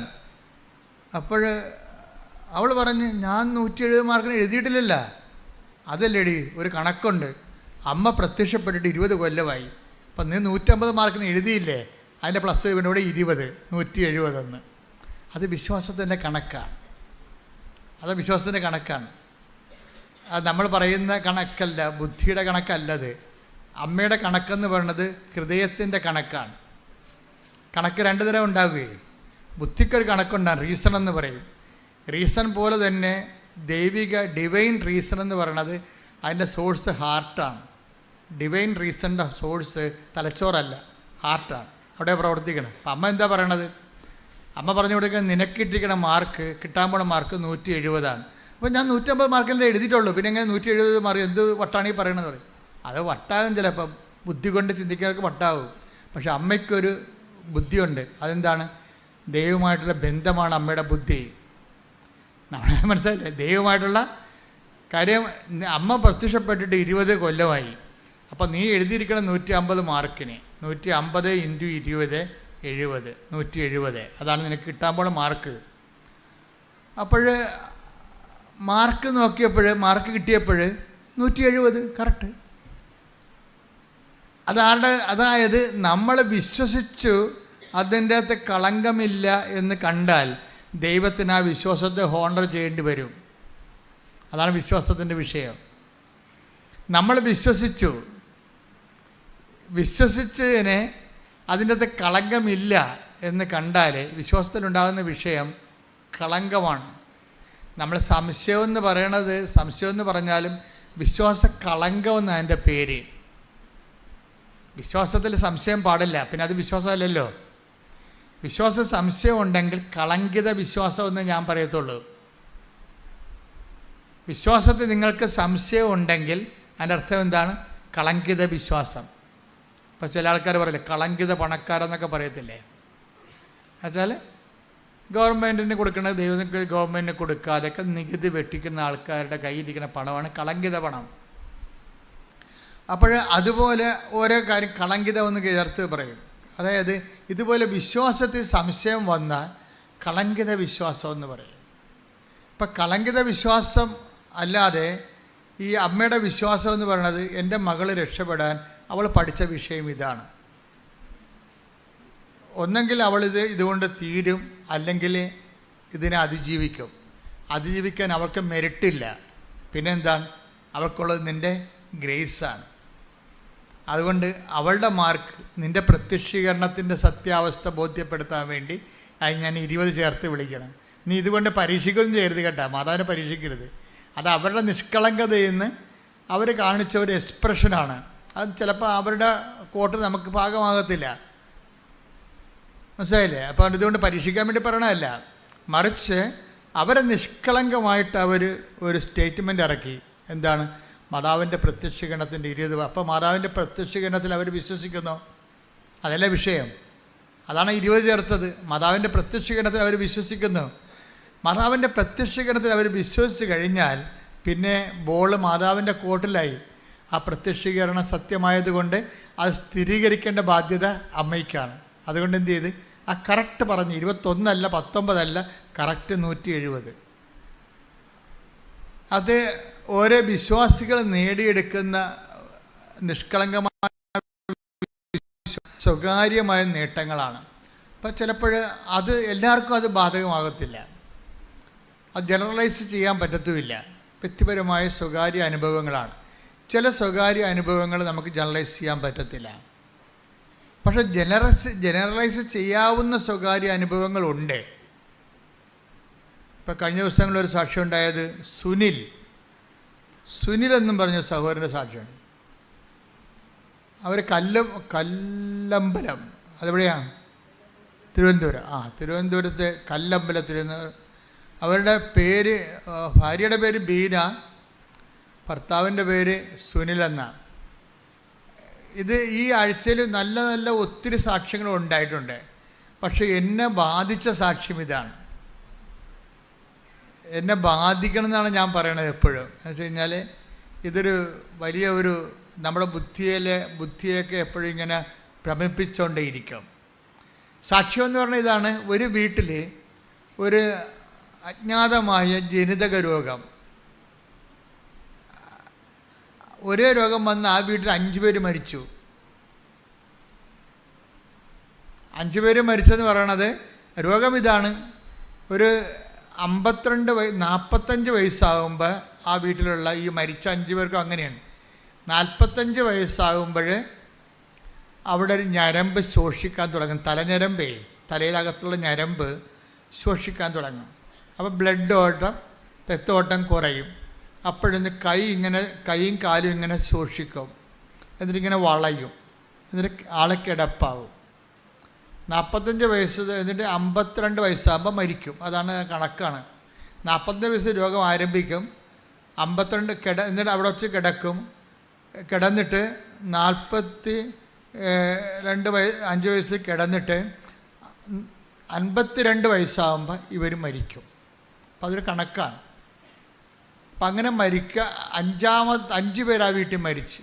6ാമത്തെ ആളായിട്ടാണ് സുനിലിന് ഈ രോഗം പിടിക്കണത്. സുനിലിന്. അപ്പോൾ സുനിലിനും ഇതുപോലെ തലഞരമ്പ് ശോഷിക്കാൻ തുടങ്ങി. ആൾ കിടപ്പായപ്പോൾ അവർ വന്ന് ഉടമ്പടി എടുത്ത്, ഭാര്യ വന്ന് ഉടമ്പടി എടുത്ത് ഭർത്താവിന് കൊണ്ടുപോയി ഉടമ്പടി തൈലമൊക്കെ അപ്ലൈ ചെയ്തു. അയാൾ പതുക്കെ എഴുന്നേറ്റ് വന്ന് അയാൾ ജോലിക്ക് പോയി. 3 കൊല്ലം ജോലിക്ക് പോയി. അപ്പോൾ അയാളത് സാക്ഷ്യം പറയേണ്ട ഒരു കാര്യമായിട്ട് എടുത്തില്ല. അതാണ് വിഷയം. ചില ആൾക്കാർക്ക് ഇങ്ങനെ ഞാൻ നിങ്ങളോട് പറഞ്ഞിട്ടില്ലേ, ആലപ്പുഴ വന്ന് പണിമടിക്കരുതെന്ന് പറയുന്നത് എൻ്റെ കാര്യം എന്ന് വെച്ചാൽ, ചില ആൾക്കാർ അനുഗ്രഹം കിട്ടിക്കഴിഞ്ഞാൽ പിന്നെ പതുക്കിക്കളയും. ദൈവത്തിന് കൊടുക്കേണ്ട മഹത്വം കൊടുക്കത്തില്ല അവർ. അപ്പോഴെന്താ പ്രശ്നം വെച്ച് കഴിഞ്ഞാൽ, ദൈവത്തിൻ്റെ മഹത്വം നമുക്ക് മൂടി വെക്കാൻ പറ്റത്തില്ല. അതുകൊണ്ട് തന്നെ ഈ കാണിച്ച കൃതജ്ഞത കാണിച്ചിരിക്കണില്ലേ, അപ്പോൾ അതൊക്കെ പ്രൊട്ടക്ഷൻ പോകും, സംരക്ഷണം പോകും. ദൈവത്തിന് കർത്താവ് വന്നപ്പോൾ ദൈവത്തിനുള്ള ദൈവത്തിനും സീസറിനുള്ളത് സീസറിനും. അപ്പം നമുക്ക് കിട്ടിയ അനുഗ്രഹങ്ങൾ അത് ദൈവം മഹത്വപ്പെടാൻ വേണ്ടിയുള്ളതാണ്. കാര്യം ഹെബ്രായർ 2:4 അനുസരിച്ചുകൊണ്ട് പലവിധത്തിലുള്ള ശക്തിപ്രവൃത്തികൾ ഒന്നാണ് ഇയാൾക്ക് കിട്ടിയിരിക്കുന്നത്. അത്ഭുതങ്ങളും അടയാളങ്ങളും പലതരത്തിലുള്ള ശക്തിപ്രവർത്തനങ്ങളും അതിലൊന്നാണ് ഇയാൾക്ക് കിട്ടിയിരിക്കുന്നത്. ഇയാൾ രക്ഷപ്പെട്ടു കഴിഞ്ഞപ്പോൾ അത് സ്വാഭാവികമായ രക്ഷപ്പെടലാണെന്നൊക്കെ പറഞ്ഞുകൊണ്ട് ഇയാൾ മഹത്വം കൊടുക്കാതെ അയാൾ ജോലിക്ക് പോയി. പിന്നെ 3-ാം കൊല്ലം അയാൾ അതുപോലെ തന്നെ വെട്ടിയിട്ട തടി പോലെ ആൾ വീണ് പഴയ രോഗം തിരിച്ചു വന്ന്. അപ്പോൾ സാക്ഷ്യം പറയാതിരിക്കുന്നവർക്കെല്ലാം പഴയ അസുഖം തിരിച്ചു വരുമെന്ന് ഞാൻ പറയത്തില്ല. അതിൻ്റെ 3 ഇരട്ടിയായിട്ട് വേറെ പണികളൊക്കെ തിരിച്ചു വരും, ഒരു സംശയമില്ല. സാക്ഷ്യം പറയാതിരിക്കുന്ന ആൾക്കാർക്ക് പഴയ അസുഖം തിരിച്ചു വരുമെന്ന് ഞാൻ പറയത്തില്ല. അതിൻ്റെ പല പല വെറൈറ്റി തിരിച്ചു വരും. എന്താ കാര്യം എന്നറിയാവോ? അതിൻ്റെ കാരണം നിങ്ങൾ സാക്ഷ്യം ദൈവത്തിന് മഹത്വം കൊടുക്കാത്തടത്തോളം കാലം നിങ്ങളാരായി? കടക്കാരായി മാറി. കടക്കാർക്ക് എന്താ സംഭവിക്കുന്നത്? പ്രൊട്ടക്ഷൻ പോയി. ദൈവവും നിങ്ങൾ നമ്മുടെ റിലേഷനിൽ നിങ്ങളെ കടക്കാരായി നിൽക്കണം. അപ്പോൾ അതോടുകൂടി നിങ്ങളുടെ സംരക്ഷണം പോയി. ആർക്കും കയറി മേയാൻ പറ്റിയ അവസ്ഥയായി. വഴിയെ പോണ എല്ലാ വയ്യാവേരികളും സംരക്ഷണം പോയി കഴിഞ്ഞാൽ നിങ്ങൾക്കറിയാമല്ലോ, പ്രതിരോധ ശേഷിക്കെന്ന് പറയും. ദൈവസംരക്ഷണം പോയി കഴിഞ്ഞാൽ ആത്മീയ പ്രതിരോധം പോയി. നമ്മുടെ ശരീരത്തിന് പ്രതിരോധം പോയാൽ എന്ത് ചെയ്യും? വഴിയെ പോണ ജലദോഷക്കാരെല്ലാം പിടിച്ച് കയറി വന്നിട്ട് ന്യൂമോണിയ ആയിട്ട് മാറും. അതാണ് പ്രശ്നം. സാക്ഷ്യം പറയാതിരിക്കുമ്പോൾ തീർച്ചയായിട്ടും നിങ്ങളുടെ ആത്മീയ പ്രതിരോധമാണ് പോണത്. പിന്നെ വീട്ടിൽ ഉണ്ടാക്കണ ചിലപ്പോൾ മിണ്ടി പറഞ്ഞിരിക്കുന്ന സമയത്ത് നിസ്സാര കാര്യം പറഞ്ഞ് ഉടക്കണം കണ്ടിട്ടില്ലേ? ചോറ് തിന്നുകൊണ്ടിരിക്കണ സമയമായിരിക്കും, ഊണ് കഴിച്ചുകൊണ്ടിരിക്കുന്ന സമയമായിരിക്കും. അപ്പോൾ ഇപ്പം ഇന്ന് എല്ലാവരും ഉണ്ടല്ലോ. ആദ്യമായിട്ടാണ് എല്ലാവരും ഉള്ളത്. അപ്പം മകൻ പറയും, ഇപ്പം ഊണ് വിളമ്പിക്കൊണ്ടിരിക്കുകയാണ് അമ്മ. അപ്പം അപ്പനും മക്കളും പെമ്മക്കളും അമ്മ എല്ലാം ഇരിപ്പുണ്ട്. അപ്പം അമ്മ പറയണത്, കുറേ ദിവസമായിട്ട് എൻ്റെ പ്രാർത്ഥന ഫലിച്ചെന്ന് തോന്നുന്നു. ആദ്യമായിട്ടാണ് എല്ലാവരും ഉള്ളത്. എൻ്റെ മകന് വീട് വിട്ടിട്ട് കളിച്ചിട്ട് കാര്യമില്ല, ചുമ്മാ അമ്മ ഡയലോഗ് പാസ്സാക്കുകയാണ്. അപ്പം മകൻ പറയും, ചവത്തെ കൊത്തല്ല തള്ളയെന്ന് പറയും. ഊണ് കഴിക്കാൻ വരുമ്പോഴാണ് ഈ പരിപാടി എന്ന് പറയുമ്പോൾ, എന്താ നിനക്കെന്താ ഞാൻ പറഞ്ഞപ്പോൾ കൊണ്ടാ നിനക്ക് അങ്ങനെ കൊള്ളണോടാ, നിനക്ക് കിട്ടത്തില്ല ഊണ് കഴിക്കാൻ പോലും. അപ്പാ ഞാൻ നിർത്തി അവൻ കിട്ടും പോയി. കണ്ട ഈ സാധനം വയ്യാവില്ല. കണ്ട ഈ കണ്ട സീൻസ് കണ്ടില്ലേ? തലയുടെ വായിൽ നിന്നൊരു സാധനം കഷ്ണം വീണതാണ്, അവൻ ഇട്ടും പോയി. അല്ലെങ്കിൽ നിനക്ക് തലക്ക് അസുഖമാണ്, പിള്ളേരുടെ സ്വഭാവം അറിയാൻ പാടില്ല. അപ്പം അപ്പൻ അമ്മോട് വഴക്കിടും, നിനക്ക് വല്ല അസുഖമുണ്ടാ, അവനിപ്പോൾ കഴിക്കാതിരിക്കണം കണ്ട. അപ്പോൾ ഒരു നിസ്സാര കാര്യമാണ് പറയണത്. പക്ഷെ പ്രൊട്ടക്ഷൻ ആ വീട്ടിലില്ല, സംരക്ഷണമില്ല. അത് കാരണം വഴിയേ പോണ വയ്യാവേലി വലിഞ്ഞു കയറി വന്ന കണ്ടല്ലേ വിരുന്ന് വരികയാണേ. വഴിയേ പോണ വയ്യാവേലി വലിഞ്ഞു കയറി വിരുന്ന് വരികയാണ്. അപ്പം ആദ്യം വേണ്ടത് പ്രൊട്ടക്ഷനാണ്. അതിനെന്ത് വേണം? അതിന് വേണ്ട ദൈവമായിട്ട് നല്ലൊരു സംരക്ഷണം, പ്രൊട്ടക്ഷനെ. നമുക്ക് ഇപ്പം ഒരാൾ പുറകിൽ നിന്ന് കുത്തിയാൽ നമുക്ക് തടുക്കാൻ പറ്റുമോ?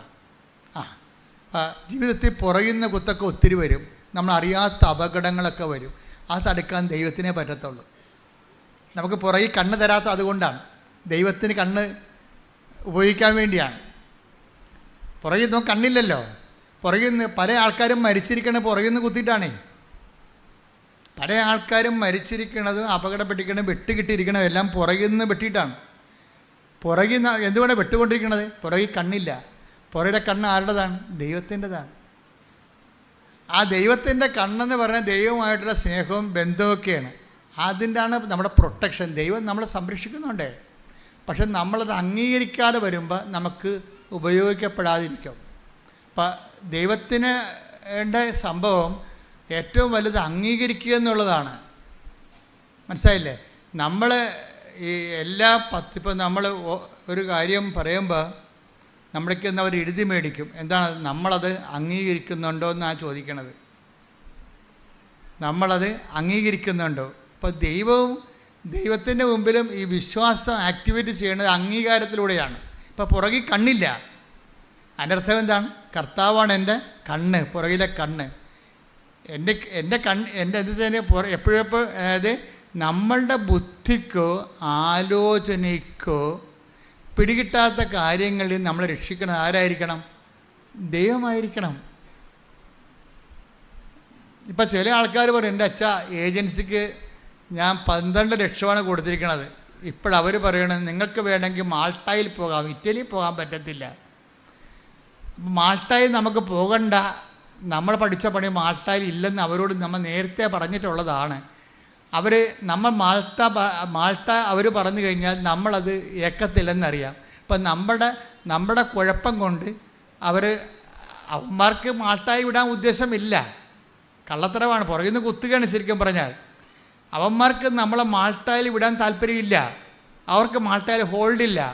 പക്ഷെ നമ്മൾ ബുദ്ധിമോശത്തിന് നേരത്തെ പറഞ്ഞിട്ടുണ്ട് മാൾട്ടായിൽ പോകേണ്ട കാര്യമില്ല, അവിടുത്തെ കരിയർ നമ്മൾ പഠിച്ചിട്ടില്ല എന്ന് പറയും. അത് അവനെ അറിയാം, അവൻ്റെ ഫയലുണ്ട്. അവൻ നമ്മളോട് പറയും ഇറ്റലിയിൽ നടക്കുമെന്ന് തോന്നുന്നില്ല കേട്ടോ, അവിടെ ഇപ്പോൾ നിയമങ്ങളൊക്കെ മാറി. മാൾട്ടായി പോകാം.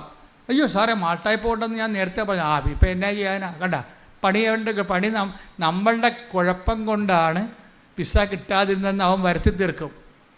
എല്ലാവർക്കും ഈ പണിയുണ്ട്. ചതിക്കണ പരിപാടി എല്ലാവർക്കും ഉണ്ട്, എല്ലാവരുടെ കയ്യിലും ഉണ്ട്. ഞാൻ പേരെണ്ണി പ്രൊഫഷണൽസ് എന്ന് പറയട്ടില്ല.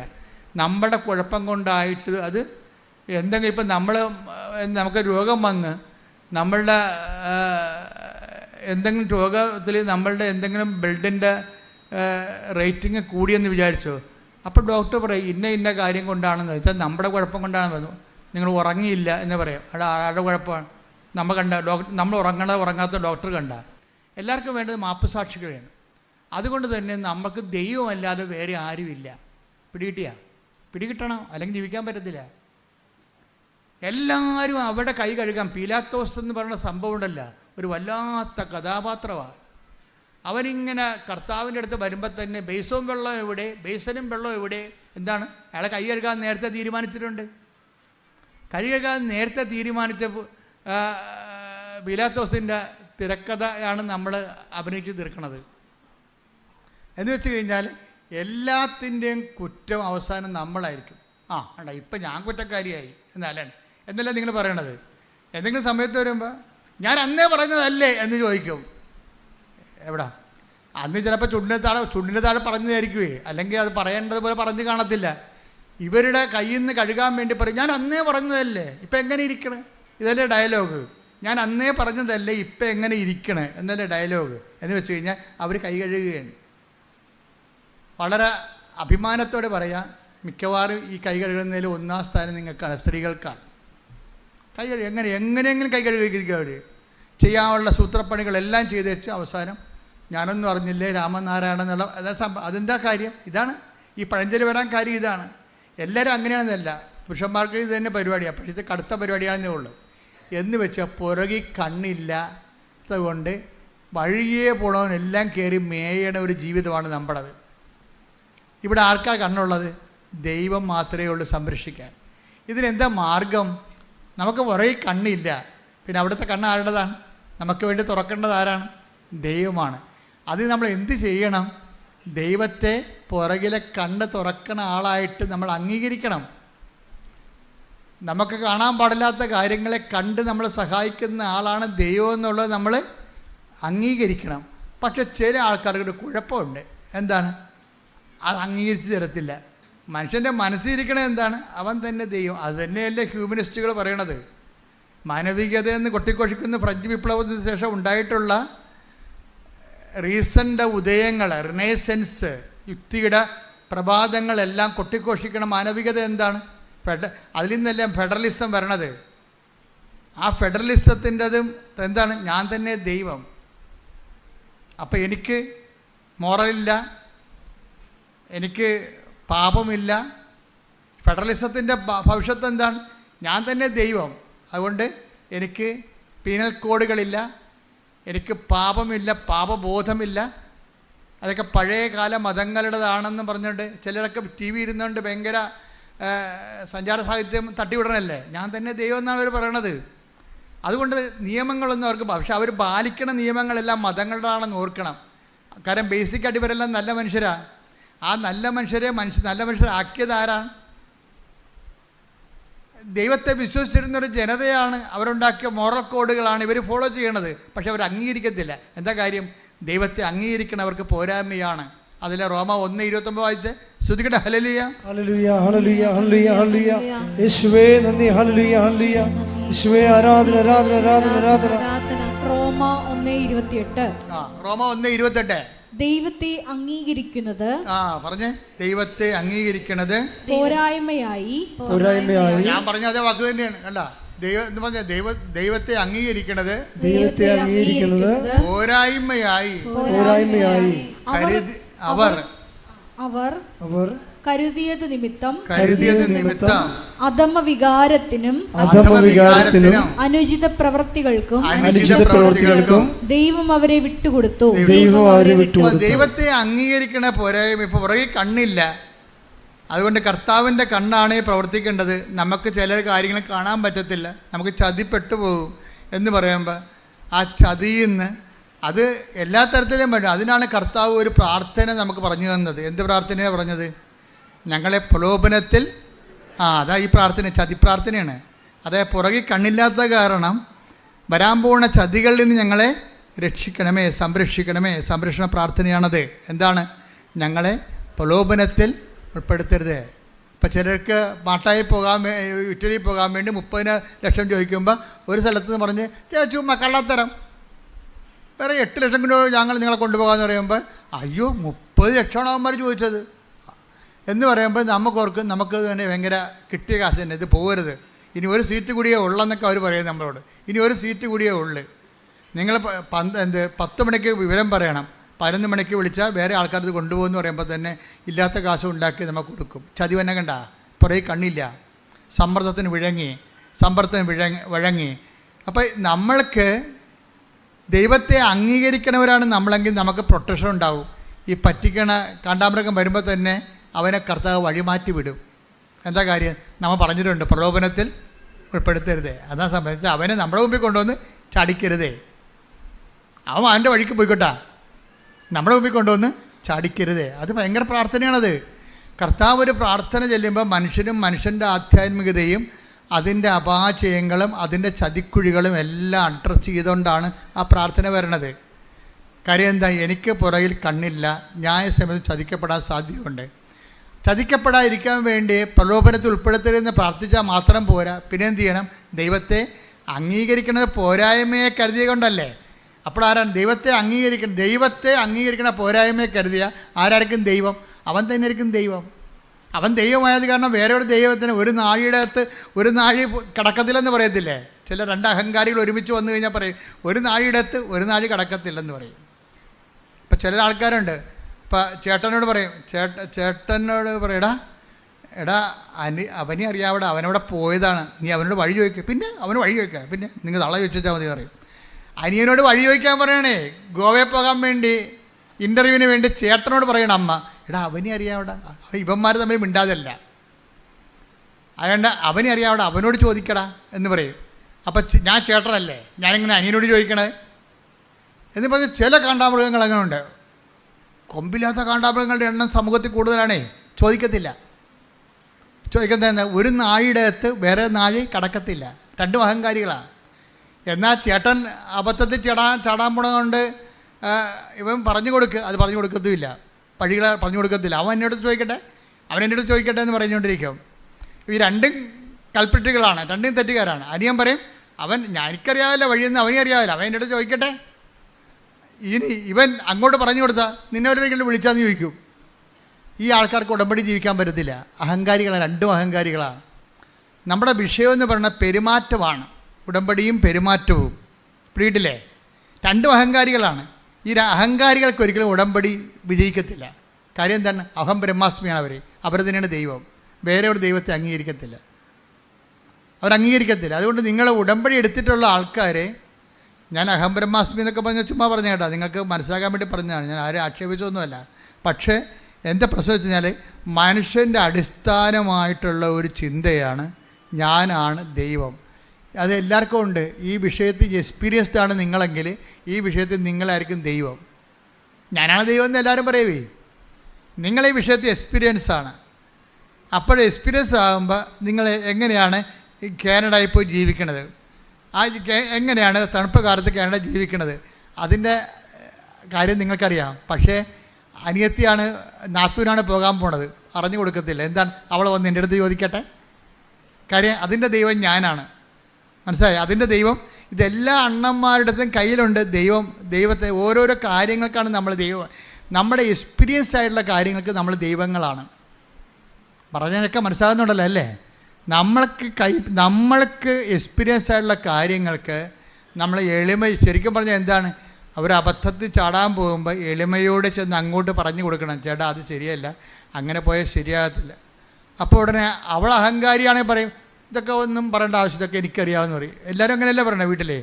അങ്ങനെ 2 പ്രാവശ്യം അനിയത്തിമാർ പറഞ്ഞു കഴിയുമ്പോൾ അപ്പം ചേട്ടത്തിമാരെ സഹായിക്കാൻ പോകത്തില്ല. എന്താ കാര്യം? അവളുടെ കയ്യിരിക്കുന്ന അഹങ്കാരമാണെന്നറിയാം. അപ്പോൾ ഈ 2 കണക്കാണ്. ഇത് 2 പേരും ഉടമ്പടി എടുത്തു കഴിയുമ്പോൾ ഇത് വർക്കൗട്ട് ചെയ്യത്തില്ല. കാര്യം എന്താണ്? അവർ തന്നെയാണ് ദൈവം. അതുകൊണ്ട് ദൈവത്തെ അംഗീകരിക്കുക. നമ്മുടെ ജീവിതത്തിൽ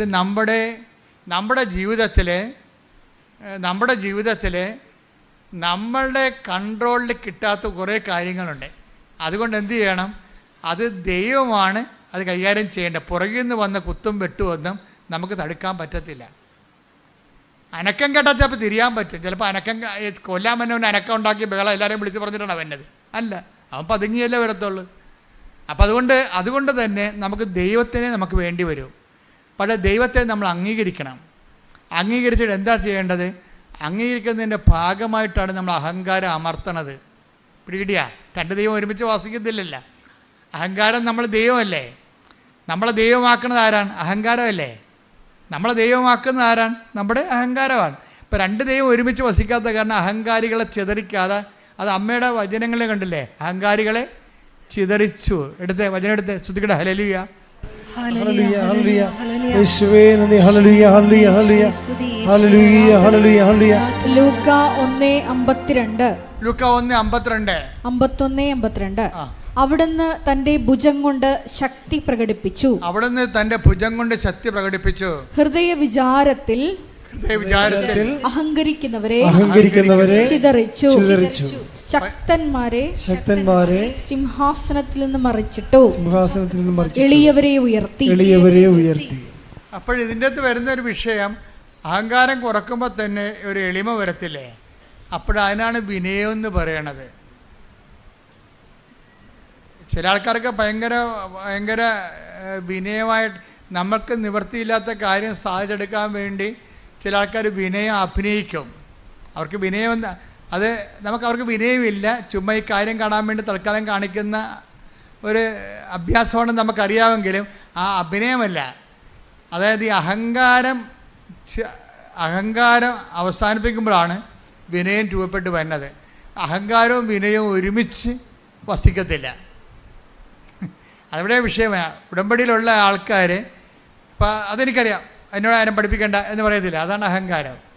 അതെനിക്കറിയാം, എന്നെ ആരും പഠിപ്പിക്കേണ്ട എന്ന് പറയും. ചില ആൾക്കാർ കുറേ മുമ്പോട്ട് പോയാലും പരിചയമില്ലാത്ത സ്ഥലത്ത് ചെന്നാലും ആരോടും വഴി ചോദിക്കത്തില്ല. തന്നെത്താൻ തിരക്ക് കണ്ടുപിടിക്കും. എന്താണ്? ആരോടും ചോദിക്കുമ്പോൾ എനിക്ക് വഴിയറിയാൻ പാടില്ലെന്ന് അവർക്കറിയത്തില്ലേ? അതിവർക്ക് കുറച്ചിലെന്ന് സാധനം. കുറച്ചിൽ കണ്ട ഇവർക്കെന്താ കൂടിയ ഉരുപ്പടിയാണെന്ന് അവർക്ക് തന്നെ അറിയാം. അതാണ് കുറച്ചിലെന്ന് പറയണത്. കുറച്ചിലെന്നല്ലേ പറഞ്ഞത് അഹങ്കാരത്തിന്.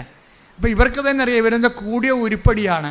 ഒരു സ്ഥലത്ത് പോവുകയാണ്, പരിചയമില്ലാത്ത വഴിയാണ്, പക്ഷേ നിർത്തിപ്പോലും ചോദിക്കത്തില്ല ഇതെവിടെയാണ് പോകേണ്ടതെന്ന് ചോദിക്കത്തില്ല. എന്താണ്?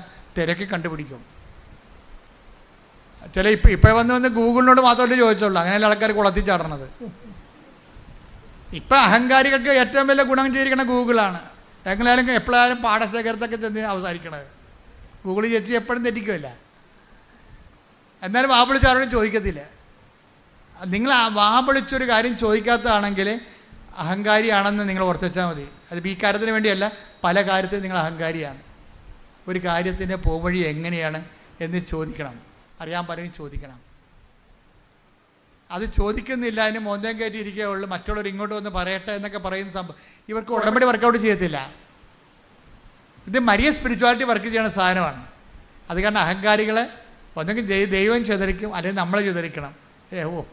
ഒപ്പിച്ചു പോകാൻ പറ്റത്തില്ല. അപ്പോൾ അത് വിനയാനെതിരെ അവൻ ഉയർത്തി. കണ്ട വചനത്തിൽ take the word of God. ലൂക്ക 1:52. ശക്തന്മാരെ സിംഹാസനത്തിൽ നിന്ന് മറിച്ചിട്ടു. എളിയവരെ ഉയർത്തി. അപ്പൊ എളിയവരെ ആരാണ് ഉയർത്തുന്നത്? എളിയവരെ അവരുടെ ചിറ്റപ്പന അങ്കിളാവെന്ന് ഉയർത്തുകയല്ല. ആരാണ് ഉയർത്തണത്? ദൈവം. എന്ന് വെച്ചാൽ എളിയവരെന്ന് പറയുമ്പോൾ മെറിറ്റ്, നോട്ട് ബൈ മെറിറ്റ് എന്നതിൻ്റെ അർത്ഥം എനിക്ക് യോഗ്യതയില്ല, പിന്നെ ആരാണ്? എന്നെ ഒന്ന് ഉയർത്തണമേ. അത് പറയാനുള്ള എളിമ പത്രോസിനുണ്ടായിരുന്നു. കടലിൽ മുങ്ങിയപ്പോഴേ പുള്ളിവൻ നാഥാ എന്ന് പറഞ്ഞില്ലേ, ഞാൻ നശിക്കുന്നു എന്ന് പറഞ്ഞില്ലേ, ഞാൻ തീർന്നെന്ന് പറഞ്ഞില്ലേ? തീർന്നില്ല, ഞാൻ നീന്തിക്കരയ്ക്കൊള്ളാം, ഞാൻ 45 വയസ്സ് തൊട്ട് കടലിൽ തന്നെ ജനിച്ചാണ്, എനിക്ക് ആരുടെ സഹായം വേണ്ടെന്ന് പറഞ്ഞെങ്കിൽ പത്രോസിൻ്റെ അവസ്ഥ എന്തായിരുന്നു? ഞാൻ പിടിയിട്ടില്ലേ? പത്രോസ് മുങ്ങിപ്പോവുകയാണ്. നാഥാ എന്ന് വിളിച്ചുകൊണ്ട് കൈ കാണിച്ച് എന്ന് വെച്ച് കഴിഞ്ഞാൽ അപ്പം കയറി പിടിച്ച് ആ കൈയൊന്നും പിടിക്കാൻ പറയണ്ട, എനിക്കറിയാം നീന്താൻ. ഞാൻ 45 വയസ്സിൽ വന്ന് കടൽ കണ്ട ആളാണ്. ഞാൻ 8-ാം വയസ്സിൽ കടൽ കണ്ട ആളാണ്. നിങ്ങൾ കാർപ്പൻ്റർ അല്ലെന്ന് ചോദിച്ചാൽ പണി കിട്ടുക. അതാ വിഷയം. അത് നമ്മൾക്ക് എളിമയുണ്ടോ ഇല്ലയെന്നറിയാൻ നമ്മൾക്ക് മറ്റുള്ളവരുടെ സഹായത്തിന് നമ്മൾ വാ പൊളിച്ച് മിണ്ടുമോ ഇല്ലയോ, അതാണ് അഹങ്കാരികളുടെ മിണ്ടത്തിലവരെ ചോദിക്കത്തില്ല. പരമാവധി തന്നെത്താൻ തന്നെ ചെയ്യാൻ നോക്കും. ദൈവം അത് ഉദ്ദേശിക്കണില്ല. കാര്യം നമുക്ക് ചെയ്യാൻ എല്ലാം തന്നെത്താൻ പറ്റത്തില്ല. തന്നെത്താൻ പറ്റാത്ത ഒത്തിരി കാര്യങ്ങളുണ്ട്. നിങ്ങൾ ഇംഗ്ലീഷ് സിനിമയിലൊക്കെ കണ്ടു കാണാം. ഈ ഞാൻ പണ്ടൊരു എക്സ്കർഷന് പോയപ്പോൾ എന്നെ ഈ child pregnancy and child birth എന്ന് പറഞ്ഞൊരു ഡോക്യുമെൻ്ററി. അപ്പോൾ ഒരു മദാമ തന്നെ കൊച്ചിനെ വലിച്ചെടുക്കുകയാണ്. പ്രഗ്നൻ്റാണ്, തന്നെത്താൻ മദാമ തന്നെ. എന്നിട്ട് ആ പ്ലാസൻ്റെയൊക്കെ കടിച്ചു പൊട്ടിക്കണം. എന്തെല്ലാം പരാക്രമം. പക്ഷേ ആ സിനിമയിലേ ഉള്ളു. നിങ്ങൾക്കറിയാമല്ലോ, പ്രസവിക്കണമെങ്കിൽ 5 നേഴ്സുമാർ വേറെ വേണമെന്ന്. അതാണ് സംഭവം. അത് സിനിമയിലേ ഉള്ളു. അത് കണ്ടുകൊണ്ട് ആരും തന്നെത്താൻ പ്രസവിക്കാൻ പോകരുത്, പണി കിട്ടും. എന്ന് വെച്ചാൽ ദൈവം ഇവിടെ സൃഷ്ടിച്ചിരിക്കണം മറ്റുള്ളവരെ കൂടി കണ്ടുകൊണ്ടാണ്. മറ്റുള്ളവർ നമ്മളെ സഹായിക്കണം, നമ്മളവരെ സഹായിക്കണം. അങ്ങനെ പരസ്പരം ആശ്രയിച്ചും സ്നേഹിച്ചും ജീവിക്കണം. അങ്ങനെ ഒരു സ്നേഹത്തിൻ്റെ കൂട്ടായ്മയുടെ വളർച്ചയിലാണ് നമ്മൾ ജീവിക്കാൻ ദൈവം ഉദ്ദേശിക്കുന്നത്. ശ്രുതികട്ടെ ഹല്ലേലൂയ. ഹല്ലേലൂയ ഹല്ലേലൂയ ഹല്ലേലൂയ ഹല്ലേലൂയ ഹല്ലേലൂയ. യേശുവേ നന്ദി. ഹല്ലേലൂയ ഹല്ലേലൂയ. ആരാധനയിലൂടെ ഞങ്ങളെ അഭിഷേകം ചെയ്യണമേ. ദാസിയുടെ തൃക്കൺ പാർത്ത ഉന്നത ദാസരെ ഉയർത്താൻ എഴുന്നേൽക്കയാ. ദാസിയുടെ തൃക്കൺ പാർത്ത ഉന്നത ദാസരെ ഉയർത്താൻ എഴുന്നേൽക്കയാ. എന്തൊരാനന്ദം അമ്മ മേരി ആരാധിക്കുന്നു. എന്തൊരാനന്ദം അമ്മ മേരി ആരാധിക്കുന്നു. പരിശുദ്ധ പരമദിവ്യകാരുണ്യത്തിന് നേരവും ആരാധനയും സ്തുതിയും പുകഴ്ചയും ഉണ്ടായിരിക്കട്ടെ. നമ്മുടെ സബ്ജക്റ്റ് എന്താണെന്നറിയാമല്ലോ, ഉടമ്പടിയും പെരുമാറ്റവും. പിടിയ അതാ സബ്ജക്റ്റ്. അതിൻ്റെ കണ്ടന്റ് വൈസ് എന്താണ്, എന്തുമാത്രം എളിമ നമ്മൾക്ക് ഉണ്ട്. എളിമയുടെ അഹങ്കാരം ഈ 2 വിഷയങ്ങളാണ്. അവിടെ മരിയൻ സ്പിരിച്വാലിറ്റി അനുസരിച്ചുകൊണ്ട് അഹങ്കാരികളെ ചിതറിക്കുകയും എളിയവരെ ഉയർത്തുകയും ചെയ്യും. എളിയവരെ ഉയർത്തുകയെന്ന് പറയുമ്പോൾ ആ വിനയാന്യത എന്ന് പറഞ്ഞാൽ എന്താണ്? നോട്ട് ബൈ മെറിറ്റ് എന്ന അർത്ഥം. വിനയം തന്നെ എങ്ങനെയാണ്? നമ്മുടെ കഴിവല്ല, നമ്മുടെ യോഗ്യതയല്ല, പിന്നെ അങ്ങയുടെ കൃപ കൊണ്ട്. അതാണ്. അതെല്ലാം ഉടമ്പടി വചനങ്ങളാണ്. മരിയ സ്പിരിച്വാലിറ്റി പറയണതെല്ലാം ഉടമ്പടി വചനങ്ങളാണ്. എന്താണ്? അഹങ്കാരികളെ ചിതറിച്ചു എന്നുവെച്ചാൽ എൻ്റെ മെറിറ്റ് തീർന്നു. പിന്നെന്താണ്? വിനയാനെതിരെ ഉയർത്തി. ഗ്രേസാണ് പിന്നെ ഉയർത്തണത്, ദൈവമാണ് ഉയർത്തണത്. അല്ല നമ്മുടെ വീട്ടുകാരും നാട്ടുകാരും അല്ല ഉയർത്തണത്, നമ്മുടെ മാർക്കും അല്ല ഉയർത്തുന്നത്, ദൈവമാണ്. കഴിഞ്ഞ ദിവസം ഒരു സാക്ഷ്യം ഉണ്ടായിരുന്നു. ഒരു മോള് B.Ed പരീക്ഷയാണ്. അപ്പോൾ അവളുടെ വൈവ എന്തോ പരിപാടിയാണ്. അപ്പോൾ അവൾ തോറ്റ് ഭയങ്കര പ്രയാസപ്പെട്ട് ഒക്കെ പഠിച്ചിട്ട് തലയ്ക്കാറില്ല. അവർ റിലേ പോകണം. പഠിക്കുന്തോറും റിലേ പോകും. റിലേ പോയെന്നാൽ കിളി പോയെന്ന് ആൾക്കാർ പറയത്തില്ല, അതുപോലെ പണ്ട് റിലേ പോയെന്ന് പറയും, ഇപ്പോൾ കിളി പോയെന്നാണ് പറയണത്. അപ്പോൾ അങ്ങനെ പോയിട്ട് ഒരു പിടിയും കിട്ടണില്ല. ഇവളെ വൈവയൊക്കെ വന്നിരിക്കുമ്പോൾ ഈ വൈവ അവൾ ഉടമ്പടി എടുത്തിട്ടുണ്ട്. മാതാവ് മാത്രമേ ഒരു ആശ്രയമുള്ളൂ, അവൾക്ക് സ്വന്തമായിട്ട് ആശ്രയമില്ല. പഠിച്ചതൊന്നും ഓർക്കണില്ല. അവളുടെ റിലേ പോയി. അപ്പോൾ മെറിറ്റ് റിലേ പോയെന്ന അർത്ഥം, കിളി പോയെന്ന അർത്ഥം എന്താ? മെറിറ്റ് പോയെന്ന അർത്ഥം. ഉടമ്പടി ഭാഷയിൽ എന്താണ്? അവൾ പഠിച്ചു, പക്ഷെ അവളുടെ തല നിൽക്കണില്ല, റിലേ പോയി. അപ്പോൾ മാതാവേ നീയേ ഉള്ളു കേട്ടാ. അപ്പോൾ അമ്മയും പറയും നീ ചെല്ലടി മോളെ, മാതാവ് ഉണ്ടാകും കൂടാ എന്ന് പറയും. അപ്പോൾ ഇവൾ ചെല്ലുമ്പോൾ തന്നെ വൈവാക്കിയിരിക്കണ മാഷ് പേടിച്ചും വിറച്ചൊക്കെ തന്നെ ചെല്ലണത്. മാഷ് ഇവിടെ കണ്ടു പറയും നീ ഇത്രയും പേടിക്കേണ്ട കാര്യമൊന്നുമില്ല, നീ കൃപാസനത്തിൽ പോയി ഒരു ഉടമ്പടി എടുക്കുമെന്ന് പറയും. ആര്? അവിടെ ഇരിക്കണ മാസ്റ്റർ ഇവളോട് പറയണേ കൃപാസനത്തിൽ പോയി ഒരു ഉടമ്പടി എടുക്കാൻ. എക്സ്റ്റേണൽ എക്സാമിന്, എക്സ്റ്റേണൽ അസസ്മെൻറ്റിലെ. അപ്പോൾ നീ കൃപാസനത്തിൽ പോയി ഉടമ്പടി എടുക്കാൻ പറയും. അപ്പോൾ ഉടനെ അയാൾ ഈ പെങ്കൊച്ചെന്ത് ചെയ്യുന്ന അവളുടനെ അവളുടെ പേഴ്സ് കൊടുത്തിട്ട് അവളെടുത്ത് ഉടമ്പടിയുടെ കാശ് രൂപ ഈ മാഷിനെ കാണിക്കും. ഞാൻ അവിടെ പോയതാണ്, ഉടമ്പടി എടുത്തതാണ്. അപ്പോൾ മാഷ് എന്ത് ചെയ്യും? മാഷിൻ്റെ ബാഗ് തുറന്ന് മാഷിൻ്റെ ഉടമ്പടിക്ക് ആശീർവാദം കാണിക്കും. ഒക്കെ അപ്പോൾ അവർ തമ്മിൽ ഉടമ്പടി കൂട്ടായി. കുറേ ആൾക്കാർ ഉടമ്പടി വഴി ഒത്തിരി പേര് അങ്ങോട്ട് ഇങ്ങനെ സഹായിക്കുന്നുണ്ട്. നിങ്ങൾ അങ്ങനെ ഇരിക്കണം കേട്ടോ. അതുകൊണ്ടാണ് ഉടമ്പടി നിങ്ങളുടെ കഴുത്തെ കെട്ടി തന്നിരിക്കുന്നത്. അങ്ങോട്ടും ഇങ്ങനെ കണ്ടാൽ മനസ്സിലാക്കണം. അതാണ് ഒരു കാരണം. സഹായിക്കാൻ പറ്റുന്നവരാണെങ്കിൽ അങ്ങോട്ടും ഇങ്ങോട്ടും സഹായിക്കണം, അതാണ് വിഷയം. അപ്പം അതുകൊണ്ട് മാഷ പറഞ്ഞ് നിനക്ക് സപ്ലി തരത്തില്ല, നീ പോയി രണ്ടാമത് ട്രൈ ചെയ്യാൻ പറയും. അവൾ കമ്പ്യൂട്ടർ ട്രൈ ചെയ്തുകൊണ്ടിരിക്കുകയാണ്. 3/4 മണിക്കൂർ എടുത്തപ്പോൾ അവൾ ചെയ്തതിൻ്റെ അകത്തൊരു മിസ്റ്റേക്ക് ഉണ്ട്. ഒരു ഹാഷ്, ഒരു സ്പേസ് എക്സ്ട്രാ കിടപ്പുണ്ട്. അവൾ 3/4 മണിക്കൂർ കൊണ്ട് നോക്കിയപ്പോൾ മാതാവ് കാണിച്ചു കൊടുത്ത് ഈ സ്പേസാണ് ഈ പ്രശ്നം ഉണ്ടാക്കിയിരിക്കുന്നത്. ആ സ്പേസ് അവൾ കമ്പ്യൂട്ടറെ കളഞ്ഞു കഴിഞ്ഞപ്പോൾ മൊത്തം മാർക്ക് അവൾ ജയിച്ചു പരീക്ഷയ്ക്ക്. അപ്പോൾ അമ്മ സഹായിക്കുന്ന രീതി കണ്ട. ഏത് പരീക്ഷ ഹോളിലായാലും അമ്മയുടെ ആളെ വെച്ചിട്ട് നിന്നെ ഗൈഡ് ചെയ്യും. അപ്പോൾ നിനക്ക് പുറകെ കണ്ണില്ലെങ്കിലും അമ്മയുടെ കണ്ണവിടെ വർക്ക് ചെയ്യുന്നുണ്ട്, നിന്റെ കൂടെ സഞ്ചരിക്കുന്നുണ്ട്. ഏത് പരീക്ഷാ ഹോളിലും പ്രാർത്ഥിക്കുക, കർത്താവായ ദൈവമേ, ഈ ദൈവസ്നേഹത്തിന്റെ സ്വർഗീയ കൂട്ടായ്മയിലെ അതിന്റെ ഭാഗമാകാൻ കഴിയുന്നത് ദൈവകൃപയായി ഞാൻ തിരിച്ചറിഞ്ഞുകൊണ്ട് ഞാൻ അങ്ങയുടെ കാരുണ്യത്തെ മഹത്വപ്പെടുത്തുന്നു. ഈ അരൂപിയിൽ നിലനിൽക്കുവാൻ പ്രത്യേക അഭിഷേകം നൽകണമേ. ഹല്ലേലൂയ, ഹല്ലേലൂയ, ഹല്ലേലൂയ, ഹല്ലേലൂയ. യേശുവേ നന്ദി. ഹല്ലേലൂയ, ഹല്ലേലൂയ, ഹല്ലേലൂയ, ഹല്ലേലൂയ, ഹല്ലേലൂയ, ഹല്ലേലൂയ. കൃപയാലേ കൃപയാലേ കൃപയാലേ അനുദിനവും കൃപയാലേ കൃപയാലേ കൃപയാലേ അനുദിനവും ബലഹീനതയിൽ ബലമേകി ബലവായോ നടത്തിടുന്നു. ബലഹീനതയിൽ ബലമേകി ബലവായോ നടത്തിടുന്നു. കൃപയാലേ കൃപയാലേ കൃപയാലേ അനുദിനവും കൃപയാലേ കൃപയാലേ കൃപയാലേ അനുദിനവും. ആരാധനയും സ്തുതിയും പുകഴ്ചയും ഉണ്ടായിരിക്കട്ടെ. നമ്മുടെ വിഷയം ഉടമ്പടിയും പെരുമാറ്റവും, അതാണ് ഒരു സബ്ജക്റ്റ്. അതിലൂടെയാണ് അങ്ങനെ വരുമ്പോൾ ദൈവം ഏത് സമയത്ത് വേണമെങ്കിലും നമുക്ക് ദൈവത്തിന് നമ്മുടെ മെരിട്ട് പോകുന്ന എല്ലാ ഇടങ്ങളിലും ഗ്രേസ് വർക്ക് ചെയ്യുന്ന രീതി അതാണ്. ഇപ്പോൾ ഇവർക്ക് ഗ്രേസ് വർക്ക് ചെയ്ത് കണ്ടില്ലേ? ഇതുപോലെ തന്നെയാണ് നമ്മുടെ സുനിലിൻ്റെയും ബീനയുടെയും കഥ പറഞ്ഞില്ലേ? ഇപ്പോൾ സുനിലും എന്താ വീണ്ടും കിടപ്പായി, പുള്ളി സാക്ഷ്യം പറഞ്ഞില്ല, ദൈവത്തിൻ്റെ പ്രൊട്ടക്ഷൻ പോയി, സംരക്ഷണം പോയി. സാക്ഷ്യം പറഞ്ഞാൽ എന്ത് പറ്റും? സംരക്ഷണം പോകും. അപ്പോൾ പുള്ളി വീണ്ടും തലച്ചോറ് ശോഷിച്ച് വീണ്ടും കിടപ്പായി. പിന്നെ അടുത്ത പരിപാടി എന്താണ്? 42 വയസ്സ് 52 വയസ്സാകുമ്പോൾ മരിക്കും. അതാണ് കണക്ക്. 5 പേര് അങ്ങനെ 5 പേരെ ഒരു വീട്ടിൽ മരിച്ചിരിക്കുന്ന സെയിം രോഗമാണ്. ഇപ്പോൾ 2 പേര് കിടപ്പുണ്ട് മരിക്കാൻ വേറെ.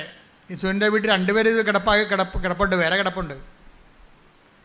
ഇയാളെ 3ാമത്തെ ആളാണ് ആ കുടുംബത്തിൽ ഇപ്പം കിടക്കണത്. ഇയാളെ എഴുന്നേറ്റിട്ട് പിന്നെയും കിടക്കുകയും. ഇത് ഒരുമാതിരി സംഭവമല്ല ശരിക്കും പറഞ്ഞാൽ അത്ഭുതമായ ഒരു സംഭവമാണ്. അപ്പോൾ ആദ്യം ഇവർക്ക് അനുഭവം കിട്ടിയല്ല. എന്താ കാര്യം? പണ്ടിതുപോലെ കിടന്നു പോയിട്ട് കൃപാസനം അമ്മ രക്ഷപ്പെടുത്തിയതല്ലേ. പക്ഷേ ഇവരെന്ത് ചെയ്ത്? സാക്ഷ്യം പറഞ്ഞില്ല. അത് കാരണം സംഭവം തിരിച്ചു വന്നു. അപ്പോൾ ബീനയ്ക്ക് കാര്യം മനസ്സിലായി. ബീന വന്നിട്ട് വീണ്ടും ഉടമ്പടി എടുത്തിട്ട് കൊണ്ടുപോയി ഭർത്താവ് കിടപ്പാണല്ലോ, ഭർത്താവിൻ്റെ കാലിലെ വെള്ളയിലെ നിറകയിലുമൊക്കെ ഉടമ്പടി തൈലം വിശ്വാസ പ്രമാണം ചൊല്ലി പുരട്ടി ഒരു ദിവസം കഴിഞ്ഞപ്പോൾ ബീന നോക്കി നിൽക്കുമ്പോൾ ഭർത്താവിൻ്റെ മുറിയിൽ നിന്ന് ഒരു നീല വെളിച്ചം ഇങ്ങനെ ഉരുണ്ട് വന്ന് ഫ്രണ്ടിലെ വാതിലെ കൂടി പുറത്തേക്ക് പോണ്. അപ്പോൾ ഇവൾ പൊളിച്ച് ഇതെന്ത് പരിപാടിയെന്ന്. ഇവൾ ഓടി മുറിയിലോട്ട് വന്നപ്പോൾ ഉണ്ട് ഭർത്താവ് നടന്നു തന്നെ.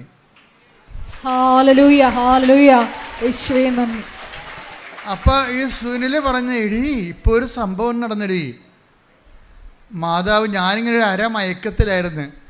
അപ്പോൾ മാതാവ് വന്നിട്ട് എൻ്റെ 2 വെള്ളയും കൂടി കൂട്ടി വെച്ചിട്ട് കാലയിൽ ഒറ്റ അടി വെച്ച് തന്നു. എന്നിട്ട് അമ്മ പോയെന്ന് പറഞ്ഞു. അതോടുകൂടി എൻ്റെ അസുഖം മാറിയെന്ന് പറഞ്ഞു. അപ്പോൾ സുനിലിന് മനസ്സിലായി അമ്മ ഭാര്യയും ഭർത്താവും കൂടി വന്ന് മെനയെന്ന് സാക്ഷ്യം പറഞ്ഞിട്ടുണ്ട്. സാക്ഷ്യം എന്ന് പറഞ്ഞാൽ എന്താ ശരിക്കും പറഞ്ഞാൽ ദൈവത്തിൻ്റെ മഹത്വം, ദൈവത്തിന് കൊടുക്കാനുള്ള മഹത്വം നമ്മൾ ദൈവത്തിന് കൊടുക്കണം, അല്ലെ കടക്കാരാകും. പക്ഷേ ദൈവം ക്ഷമിക്കുമെന്ന് ഉറപ്പായില്ലേ ഇപ്പം, അല്ലേ? നമ്മളാരും നശിച്ച് കാണാൻ ദൈവം ആഗ്രഹിക്കുന്നില്ല.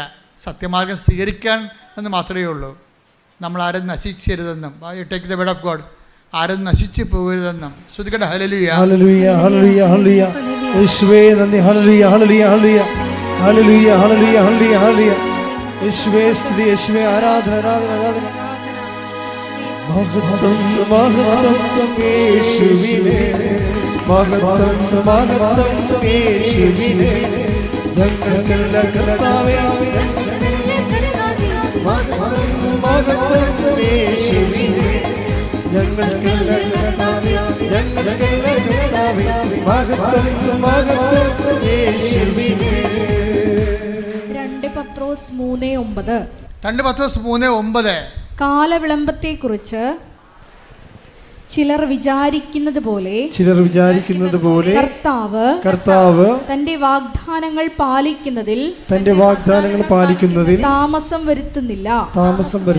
ആരും നശിച്ചു പോകാതെ എല്ലാവരും അനുദപിക്കണമെന്ന് അവിടുന്ന് ആഗ്രഹിക്കുന്നത് കൊണ്ട് നിങ്ങളോട് ദീർഘക്ഷമ കാണിക്കുന്നുവെന്നേ ഉള്ളൂ. അതായത് ദൈവത്തിൻ്റെ ഒരു പ്രഖ്യാപിത നിലപാട് എന്താണ്? നമ്മളെ ശിക്ഷിക്കണമെന്നുള്ളതല്ല, പിന്നെന്താണ്? നമ്മളാരും നശിച്ചു പോകരുതെന്നാണ്. അപ്പം അതുകൊണ്ട് നമുക്ക് തിരിച്ചു വരാനുള്ള സമയങ്ങളുണ്ട് ശരിക്കും. അതുകൊണ്ട് ദീർഘക്ഷമ നമ്മൾ കാണിക്കണം ദൈവം നമ്മളോട്. നമ്മൾക്കിതുപോലുള്ള അനുഭവങ്ങൾ വരുമ്പോൾ, ഈ കൂടുതൽ അനുഭവങ്ങളിലേക്ക് നമ്മൾ വളർന്നു വരുമ്പോൾ എന്താ ഗുണമെന്നറിയാമോ? നമുക്ക് ഈ അനുഭവങ്ങളാണ് ശരിക്കും പറഞ്ഞാൽ പെരുമാറ്റങ്ങൾ തരുന്നത്. ദൈവത്തെക്കുറിച്ച് ഇപ്പോൾ സുനിലിനൊരു അനുഭവം കിട്ടി. ഇനി സുനിലിൻ്റെ ശരീരത്തിൽ 16 മുഴകളുണ്ട്. ഉടമ്പടി തൈലം തേച്ചപ്പോൾ ആ മുഴകളെല്ലാം അപ്രത്യക്ഷമാകുമ്പോൾ ഒക്കെ 3 അവശേഷിച്ച്. ഇപ്പോൾ സുനിൽ എന്താ പറയണത്? ഞാൻ ഈ 3 വേണ്ടി ആശുപത്രി പോകത്തില്ല. എന്താ കാര്യം? എൻ്റെ അമ്മ എന്നെ സുഖപ്പെടുത്തിക്കൊള്ളു. അപ്പം മുഴ കണ്ടിട്ട് അന്താളിക്കണില്ല. അതിനോട് ഒരു സൗമ്യത കാണിക്കണേ അദ്ദേഹം. എന്നുവെച്ചാൽ സഹിക്കുന്ന സ്നേഹത്തിൻ്റെ കൂടെ, സഹിക്കുന്ന സ്നേഹം എന്താണ്? ക്ഷമയാണ്.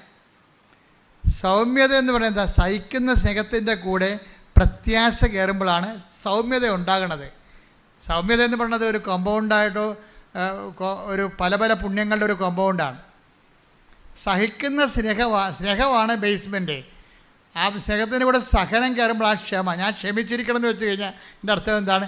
എനിക്ക് നിന്നോട് സ്നേഹമുണ്ട്, എൻ്റെ സ്നേഹം കാരണം ഞാൻ നിന്നെ സഹിച്ചിരിക്കുന്നു എന്നർത്ഥം. അതാ ക്ഷമ. അതായത് എനിക്ക് സ്നേഹം നിന്നോടുണ്ട്, സ്നേഹം കാരണം ഞാൻ നിന്നെ സഹിച്ചിരിക്കുന്നു. അതിൻ്റെ പേരെന്താണ്? ക്ഷമിച്ചിരിക്കുന്നു എന്നാണ്. അപ്പോൾ ക്ഷമയെന്ന് പറഞ്ഞാൽ എന്താണ്? സ്നേഹം പ്ലസ് സഹനമാണ് ക്ഷമ.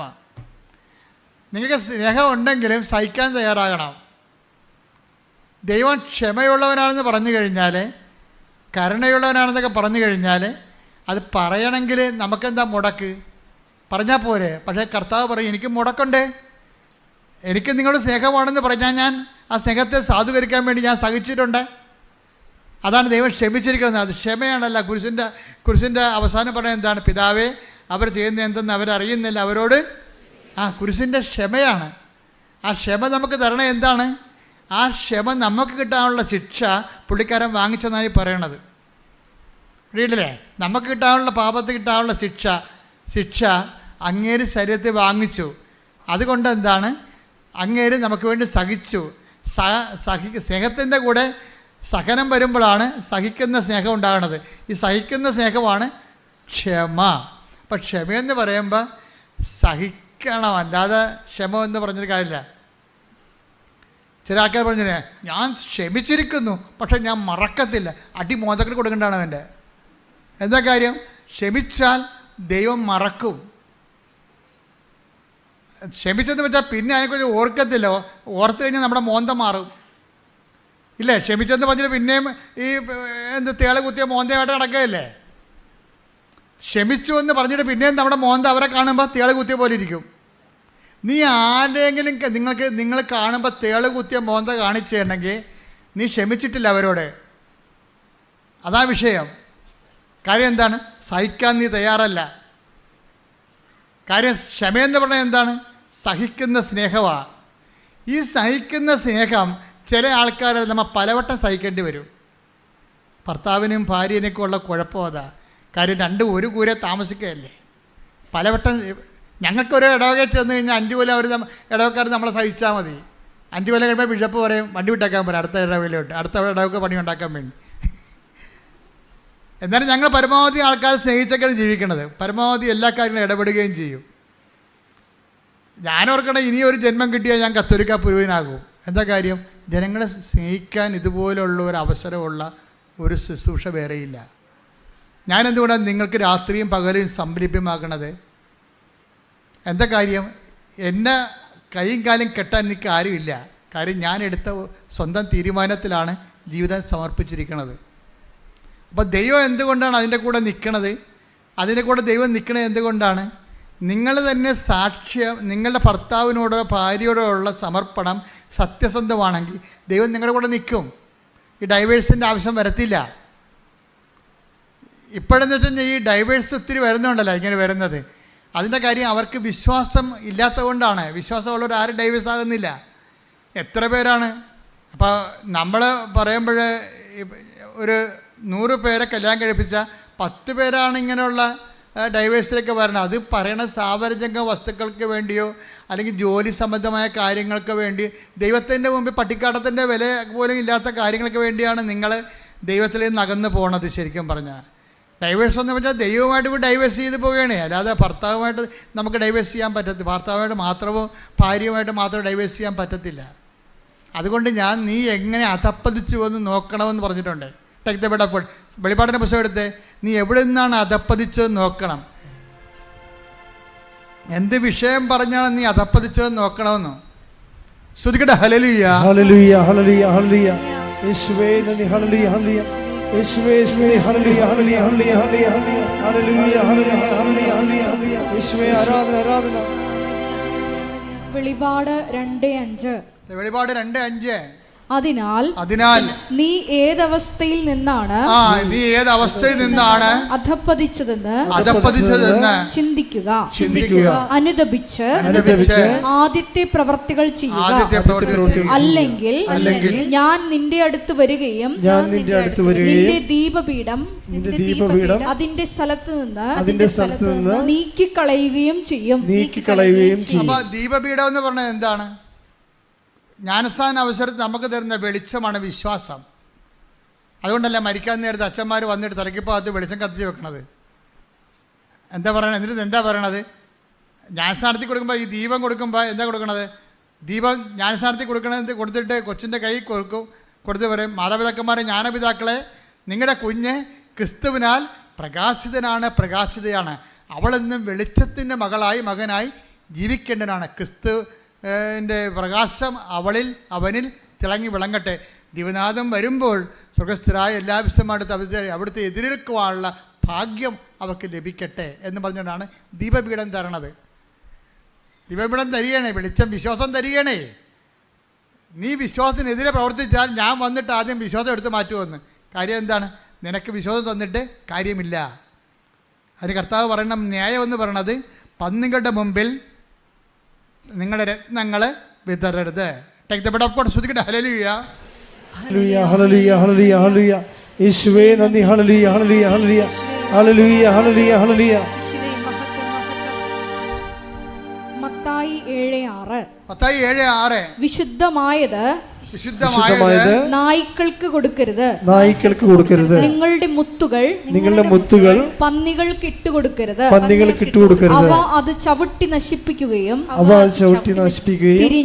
തിരിഞ്ഞ് നിങ്ങളെ ആക്രമിക്കുകയും ചെയ്തേക്കാം. എങ്ങനെയുണ്ട് പരിപാടി? ഇതെല്ലാം കർത്താവ് മുൻകൂട്ടി കണ്ടിട്ടുണ്ട്. ഒന്നിനു വായിച്ചത് വിശുദ്ധമായത് നായ്ക്കൾക്ക് കൊടുക്കരുത്. ഇപ്പൊ ജ്ഞാനസ്നായാലും വിശുദ്ധ വിവാഹമായാലും ഇതാരാണ്? നായ്ക്കൾക്ക് കൊടുക്കരുത്. കൊടുത്തുള്ള അവസ്ഥ എന്താ? അതിൻ്റെ എന്ത് ചെയ്യുന്ന പറഞ്ഞാൽ അത് ചവിട്ടി മെതിക്കും.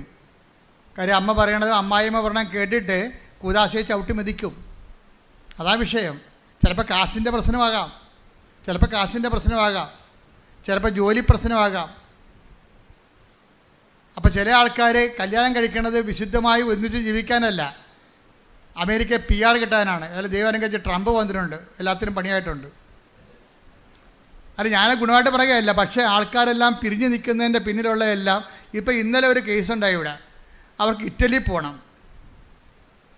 ഇറ്റലി പോകുമ്പോൾ ഒരു സ്പോർട്സ് താരമാണ്, അടിപൊളി സാക്ഷ്യം, നിന്ന് കത്തി പറയും. അവിടെ പേര് ജിൻസി എന്നാണ്. ജിൻസിയുടെ സാക്ഷ്യം ഇതാണ്: ജിൻസിയുടെ ഭർത്താവ് മസ്കറ്റിൽ എവിടെയാണ്, ഭാര്യ ഇറ്റലിയിൽ. അപ്പോൾ ഇറ്റലി പോകണം അവൾക്ക്. ഇറ്റലി പോകേണ്ടി വന്നപ്പോൾ ഇറ്റലിക്കാരും യൂറോപ്പിലൊക്കെ നിയമമുണ്ട്. എന്താ കാര്യം? നിങ്ങളുടെ മാരിറ്റൽ സ്റ്റാറ്റസ് കാണിക്കണം. മാരിറ്റൽ സ്റ്റാറ്റസ് കാണിക്കുമ്പോൾ അവർ അവിടെ ഉണ്ടെങ്കിൽ, ഈ ഭർത്താവിനെ കൂടി ഇറ്റലി കൊണ്ടുപോകാൻ വേണ്ടിയാണ് ഇവരിപ്പോൾ ഇറ്റലി പോണത്. പക്ഷേ അങ്ങനെ ഒരാളെ കൊണ്ടുവരാൻ സാധ്യത ഉണ്ടെങ്കിൽ അവർ വിസ തരത്തില്ല. അപ്പോൾ ഏജൻസി പറഞ്ഞത് എന്താണെന്ന് അറിയാമോ? ഏജൻസി പറഞ്ഞത് നിങ്ങൾ ഡൈവേഴ്സ് ആണെന്നൊരു രേഖ ഉണ്ടാക്കാൻ പറഞ്ഞു. അപ്പം കുറേ പേപ്പട്ടികൾ, ഞാൻ പറഞ്ഞില്ലേ, നിങ്ങളുടെ മുത്തുകൾ പന്നികളുടെ മുമ്പിൽ വിതറെന്ന് കർത്താവ് പറഞ്ഞില്ലേ. അപ്പോൾ നിങ്ങളോർക്കും ജോസഫച്ച എന്തിനാണ് ഇങ്ങനെയൊക്കെ മോശം വാക്ക് ഉപയോഗിക്കണത്? ജോസഫച്ച ഉപയോഗിച്ചത് അങ്ങനെ ഉപയോഗിച്ച കാര്യമാണ്. നിങ്ങളുടെ മുത്തുകൾ പന്നികളുടെ മുമ്പിൽ വിതറരുത്. എന്താ കാര്യം? കൂദാശ എന്തുമാത്രം ബലമായിട്ടാണ് ദൈവം കാണുന്നത്, ദൈവാനുഗ്രഹത്തെ. അത് അർഹതയില്ലാത്ത ആൾക്കാർ കൊടുത്തു കഴിഞ്ഞാൽ അവർ ഏജൻസി പറയുമ്പോൾ ഡൈവേഴ്സ് ആകും. ദൈവം യോജിപ്പിച്ചത് ഏജൻസി വേർപെടുത്തി. എങ്ങനെയുണ്ട് പരിപാടി? പക്ഷേ ജിൻസി ഇത്തിരി കൂടിയ ക്രിസ്ത്യാനിയാണ്. ജിൻസി പറയുന്നത് ആ അഭ്യാസം നടക്കത്തില്ലെന്ന് പറയും. ഞാൻ ആൾത്താരെ നിന്നുകൊണ്ട് കർത്താവിൻ്റെ നാമത്തിൽ എൻ്റെ ജീവിത ഉടയോനെ പിടിച്ചതാണ്, കർത്താവിൻ്റെ കരം പിടിച്ച്. ഞാൻ ചെയ്യത്തില്ലെന്ന് പറയും. അപ്പം ഞാൻ അപ്പോൾ പറഞ്ഞ് എന്നാൽ നടക്കത്തില്ലെന്ന് പറയും. കാര്യം പല ആൾക്കാരും ഇനി പാസ്പോർട്ടിൽ തിരുത്തണം, ഞാൻ ഡൈവേഴ്സ്ഡ് ആണെന്ന്. ഡൈവേഴ്സ് ചെയ്ത് കഴിഞ്ഞാൽ പിന്നെ എന്ത് ചെയ്യും? ഡൈവേഴ്സ്ഡ് ആണെന്ന് പാസ്പോർട്ട് രേഖ വേണം. എല്ലാ രേഖകളും ഡൈവേഴ്സ് ഒന്ന് വേണം. അതോടുകൂടി ജീൻസ് റെഡിയല്ല, ഇത് ചെയ്യാൻ റെഡിയല്ല. കാര്യം അവൾ പറയുന്ന ന്യായം, ഞാൻ അൾത്താറിൽ ദിവ്യകുർബാനയുടെ മുമ്പിൽ നിന്നുകൊണ്ട് കർത്താവിൻ്റെ നാമത്തിലാണ് ഞാൻ കരം പിടിച്ചിരിക്കുന്നത്. അത് ജീവിതം പോയാലും ശരി കർത്താവിനോട് പാലിച്ച ഉടമ്പടി ഞാൻ പാലിക്കും. എന്നിട്ട് ഞാൻ മാതാവിനോട് പറഞ്ഞു, അമ്മേ ജീവിക്കണമല്ല അമ്മയെന്ന് പറഞ്ഞു. വിശ്വസിക്കുകയും ചെയ്യണം, എനിക്ക് ജീവിക്കുകയും ചെയ്യണം. അതാണ് വർത്തമാനം. കേട്ടില്ലേ? അമ്മ പറഞ്ഞനുസരിച്ച് ഞാൻ അത് വഴിപ്പെട്ടിട്ടില്ല. ആ പ്രലോഭനത്തിൽ ഞാൻ വീണില്ല. പക്ഷേ എനിക്ക് ജീവിക്കണ്ടേ, എൻ്റെ ഭർത്താവിന് ജീവിക്കണ്ടേ, ഞാനും മക്കളും ഒരുമിച്ച് ജീവിക്കണ്ടേ, കുഞ്ഞുങ്ങളെ പഠിക്കണ്ടേ, വിശ്വാസത്തിൽ കുഞ്ഞുങ്ങൾ ഞങ്ങളുടെ കൂടെ ഉണ്ടായാലല്ലേ അവരെ വിശ്വാസം വളർത്താൻ പറ്റത്തുള്ളൂ എന്ന് പറഞ്ഞോളൂ. ഇവളിങ്ങനെ ചുമ്മാ മൊബൈൽ തോണ്ടിക്കൊണ്ടിരിക്കുന്ന സമയത്ത് പെട്ടെന്ന് ജർമ്മനിയിൽ ഒരു കോൾ ഫോർ കണ്ടപ്പോൾ ഇവളുടെ ബയോഡേറ്റ അടിച്ചു കൊടുത്ത് ഉടനെ ജർമ്മനിക്കാർ ഇവരെ വിളിച്ച് 10 മിനിറ്റിനുള്ളിൽ ഓൺലൈൻ ഇൻ്റർവ്യൂ നടന്ന് യുവർ അപ്പോയിൻറ്റഡ് എന്ന്. അപ്പോൾ ദൈവത്തിൻ്റെ രീതി കണ്ടാൽ ദൈവം നമ്മുടെ കൂടെ നിൽക്കും. ഭർത്താവും ഭാര്യയും ജർമ്മനിക്ക് പോവുകയാണ് മക്കളെയും കൊണ്ട്. അതെന്താ കാര്യം? അവൾക്ക് അഭിമാനിക്കാൻ ജീവിതകാലം മുഴുവൻ അവളുടെ പേര് ഈ അൾത്താരെ പറയേണ്ടി വന്നത് അവളുടെ വിശ്വാസ സാക്ഷ്യമാണ്. ഇതാണ് സാക്ഷ്യം എന്ന് പറയണത്. സാക്ഷ്യം എന്ന് പറഞ്ഞാൽ വിശ്വാസം എന്തിനുള്ളതാണ്? സാക്ഷ്യമായി ജീവിക്കാനുള്ളതാണ്. പ്രാർത്ഥിക്കുക, കർത്താവേ എൻ്റെ വിശ്വാസത്തിലെ സാക്ഷ്യമായി ജീവിക്കുവാൻ എന്നെ സഹായിക്കണമേ. ഹല്ലേലൂയ, ഹല്ലേലൂയ, ഹല്ലേലൂയ, യേശുവേ നന്ദി, ഹല്ലേലൂയ, ഹല്ലേലൂയ, ഹല്ലേലൂയ, ഹല്ലേലൂയ, ഹല്ലേലൂയ, ഹല്ലേലൂയ, യേശുവേ സ്തുതി, ഹല്ലേലൂയ.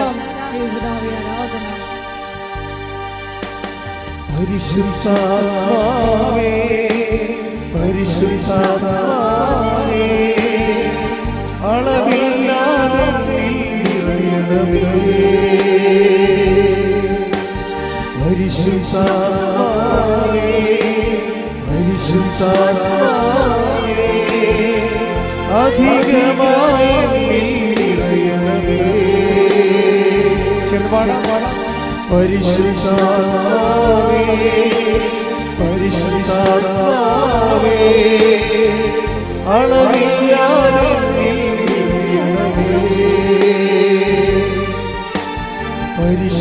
പരിശുദ്ധാത്മാവേ പരിശുദ്ധാത്മാവേ അധികമായി അത് മുട്ടോളം പോരായേ അത് അരയോളം പോരായേ അത് മുട്ടോളം പോരായേ അത് അരയോളം പോരായേ നീന്തില്ലാതെ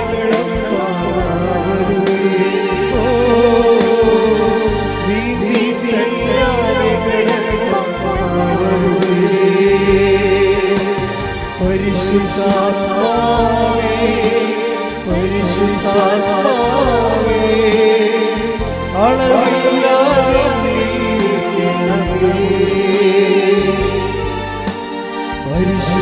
പരിശുദ്ധാത്മാവേ പരിശുദ്ധാത്മാവേ അധികമായി പരിശുദ്ധ പരമദിവ്യ കാരുണ്യത്തിന് എന്നേരവും ആരാധനയും സ്തുതിയും പുകഴ്ചയും ഉണ്ടായിരിക്കട്ടെ. എൻ്റെ പ്രിയപ്പെട്ടവരെ, നമ്മൾ കർത്താവ് നമ്മളോട് സംസാരിച്ചുകൊണ്ടിരിക്കുകയാണ്. നിങ്ങൾ ഓർക്കേണ്ടത്, ഇപ്പോൾ ഈ ജിൻസിയുടെ കാര്യം തന്നെ എടുക്കാം. ജിൻസി എന്തുകൊണ്ടാണ് ഡൈവേഴ്സ് ചെയ്യണം, രേഖ ഉണ്ടാക്കണമെന്ന് പറഞ്ഞപ്പോൾ രേഖ ഉണ്ടാക്കാതെ എന്നിട്ട് കർത്താവിനോട് അവളോട് സംസാരിച്ചു. അമ്മ പറഞ്ഞ വചനമനുസരിച്ച് അവൻ പറഞ്ഞ പോലെ ഞാൻ ചെയ്തിട്ടുണ്ട്, ഉടമ്പടിയിലാണ് ഞാൻ. പക്ഷേ എൻ്റെ കുഞ്ഞുങ്ങൾക്ക് ജീവിക്കണ്ടേ, അവരെ വിശ്വാസം പഠിപ്പിക്കണ്ടേ. അപ്പം അത് ദൈവത്തെ മനസ്സിലാകും. അതാണ് സെക്കൻഡുകൾക്കുള്ള മറുപടിയാണ്. സെക്കൻഡുകൾക്കുള്ള മറുപടിയാണ്. എന്നിട്ട് ജിൻസി എന്തുകൊണ്ടാണ് പതറാതിരുന്നത്? ഇത്രയും വലിയ ക്ഷോഭം, നിങ്ങൾ പിരിയണം, പിരിഞ്ഞ് വേജരേഖ ഉണ്ടാക്കണമെന്ന് പറഞ്ഞപ്പോൾ എന്തുകൊണ്ടാണ് ഇവൾ അതിനെ സൗമ്യമായി നേരിട്ടത്? അതിൻ്റെ കാര്യം അവിടെ മുൻകാല അനുഭവങ്ങൾ. നമുക്ക് ദൈവം മുൻകാല അനുഭവങ്ങൾ തരുന്നത് ഈ വർത്തമാന കാലത്ത് നിങ്ങൾക്ക് വിശ്വാസത്തിൽ ഒരു പരീക്ഷണം ഉണ്ടാകുമ്പോൾ അതിനെ പ്രതിരോധിക്കാൻ വേണ്ടിയാണ് മുൻകാല അനുഭവങ്ങൾ. അതായത് എപ്പോഴും നിങ്ങൾ ചെയ്യണം, എന്തെങ്കിലും ഒരു പ്രശ്നം ഉണ്ടാകുമ്പോൾ കർത്താവ് ചോദിക്കും, നിങ്ങൾ എന്തിനാണ് അപ്പം ഇല്ലാത്തതിനെക്കുറിച്ച് ഉത്കണ്ഠപ്പെടുന്നത്? അഞ്ചപ്പം കൊണ്ട് 5000 പേര് തീറ്റിപ്പോറ്റിയപ്പോൾ എത്ര കുട്ട നിറയെ നിങ്ങൾ ശേഖരിച്ചു? കണ്ട, പഴയ കാലം കിടക്കാൻ പറഞ്ഞിരിക്കുകയാണ്. ശ്രുതിക്കട്ടെ ഹല്ലേലൂയ. Take the word of God. ശ്രുതിക്കട്ടെ ഹല്ലേലൂയ. ഹല്ലേലൂയ ഹല്ലേലൂയ ഹല്ലേലൂയ ഹല്ലേലൂയ. യേശുവേ നന്ദി, യേശുവേ സ്തുതി. ഹല്ലേലൂയ ഹല്ലേലൂയ ഹല്ലേലൂയ ഹല്ലേലൂയ ഹല്ലേലൂയ. മർക്കോസ് 8:17. മർക്കോസ് 8:17. ഇത് മനസ്സിലാക്കിയ യേശു അവരോട് പറഞ്ഞു. ഇത് മനസ്സിലാക്കിയ യേശു അവരോട് പറഞ്ഞു, നിങ്ങൾ അപ്പമില്ലാത്തതിനെ കുറിച്ച് എന്തിന് തർക്കിക്കുന്നു? നിങ്ങൾ അപ്പമില്ലാത്തതിനെ കുറിച്ച് എന്തിന് തർക്കിക്കുന്നു? ജോലി ഇല്ലാത്തതിനെ കുറിച്ച് അങ്ങോട്ടും ഇങ്ങോട്ടും എന്തിനാ തർക്കിക്കണത്? അല്ലേ? അപ്പം ഇങ്ങനെ ഓരോ വിഷയം ഇല്ലാത്തതിനെ കുറിച്ച് എന്തിന് തർക്കിക്കുന്നു? ഇനിയും നിങ്ങൾ മനസ്സിലാക്കുകയും ഗ്രഹിക്കുകയും ചെയ്യുന്നില്ലേ? നിങ്ങളുടെ ഹൃദയങ്ങൾ മന്ദീഭവിച്ചിരിക്കുന്നുവോ? കണ്ണുണ്ടായിട്ടും നിങ്ങൾ കാണുന്നില്ലേ? ചെവിയുണ്ടായിട്ടും നിങ്ങൾ കേൾക്കുന്നില്ലേ? നിങ്ങൾ ഓർമ്മിക്കുന്നില്ലേ? 5 അപ്പം ഞാൻ 5000 പേർക്കായി ഭാഗിച്ചപ്പോൾ ശേഷിച്ച കഷണങ്ങൾ നിങ്ങൾ എത്ര കുട്ട നിറച്ചെടുത്തു? 12 എന്ന് അവർ മറുപടി പറഞ്ഞു. 7 അപ്പം 4000 പേർക്ക് വീതിച്ചപ്പോൾ മിച്ചം വന്ന കഷണങ്ങൾ നിങ്ങൾ എത്ര കുട്ട എടുത്തു? 7 എന്നവർ മറുപടി പറഞ്ഞു. അവൻ ചോദിച്ചു, എന്നിട്ടും നിങ്ങൾ ഗ്രഹിക്കുന്നില്ലേ? അതായത് ഒരു വിഷയം ഉണ്ടാകുമ്പോൾ പഴയ അനുഭവങ്ങളുടെ ഫയലെടുക്കണമെന്ന് ഈശോ പറയണത്. നിങ്ങൾ ഇതിനേക്കാൾ ഇന്നലെ ഒരു ദിവസം ഒരു മജിസ്ട്രേറ്റ് എന്നെ വിളിച്ചു. അവർ ഡെലിവറി കഴിഞ്ഞിട്ട് എന്നെ വിളിച്ചതാണ്. വിളിച്ചു കഴിഞ്ഞപ്പോൾ കുറച്ച് വിഷമങ്ങളൊക്കെ എന്നോട് പറഞ്ഞു. അപ്പോൾ ഞാൻ പറഞ്ഞു, മകളെ, ഇതിനേക്കാൾ വലിയ പ്രയാസങ്ങളിലൂടെയാണ് നിങ്ങളുടെ കുടുംബം കടന്നു പോയത്. ഇന്ന് എത്രയോ വലിയ ഭാഗ്യം കിട്ടി. അപ്പോൾ ആ ദൈവം തന്നെ ഇപ്പോഴും ജീവിച്ചിരിക്കണം. ഇപ്പോൾ ഈ പ്രശ്നമൊക്കെ ഇപ്പോൾ പെട്ടെന്ന് തീരും. കാര്യം എന്താണ്? കഴിഞ്ഞ കാര്യങ്ങളെക്കുറിച്ച് ഓർക്കാൻ. ഉടനെ എൻ്റെ വാട്സപ്പിൽ അവരിങ്ങനെ കുറേ കർത്താവിനെ സ്തുതിച്ചുകൊണ്ട് കുറേ വചനങ്ങളിട്ട്, വചനങ്ങളുടെ പ്രാർത്ഥന കിട്ടും. എന്താ കാര്യം? ഞാൻ പറഞ്ഞ സത്യമാണ്. അവർക്ക് എന്ത് കിട്ടി? പ്രത്യാശ കിട്ടി. കഴിഞ്ഞ കാലങ്ങളിൽ അവരെ സഹായിച്ച കർത്താവ് തന്നെയാണ് ഇന്നും ജീവിച്ചിരിക്കുന്നത്. അത്രയും പ്രശ്നങ്ങൾ ഇന്നില്ല. ഇപ്പം ഇന്നുണ്ടായിരുന്ന പ്രശ്നങ്ങൾ കഴിഞ്ഞ കാലങ്ങളിൽ എന്നെ സഹായിച്ച കർത്താവ് ഇന്ന് എന്നെ സഹായിക്കും എന്നുള്ള ബോധ്യം കിട്ടി. കൈയടിക്കട്ടെ, ശ്രദ്ധിക്കട്ടെ.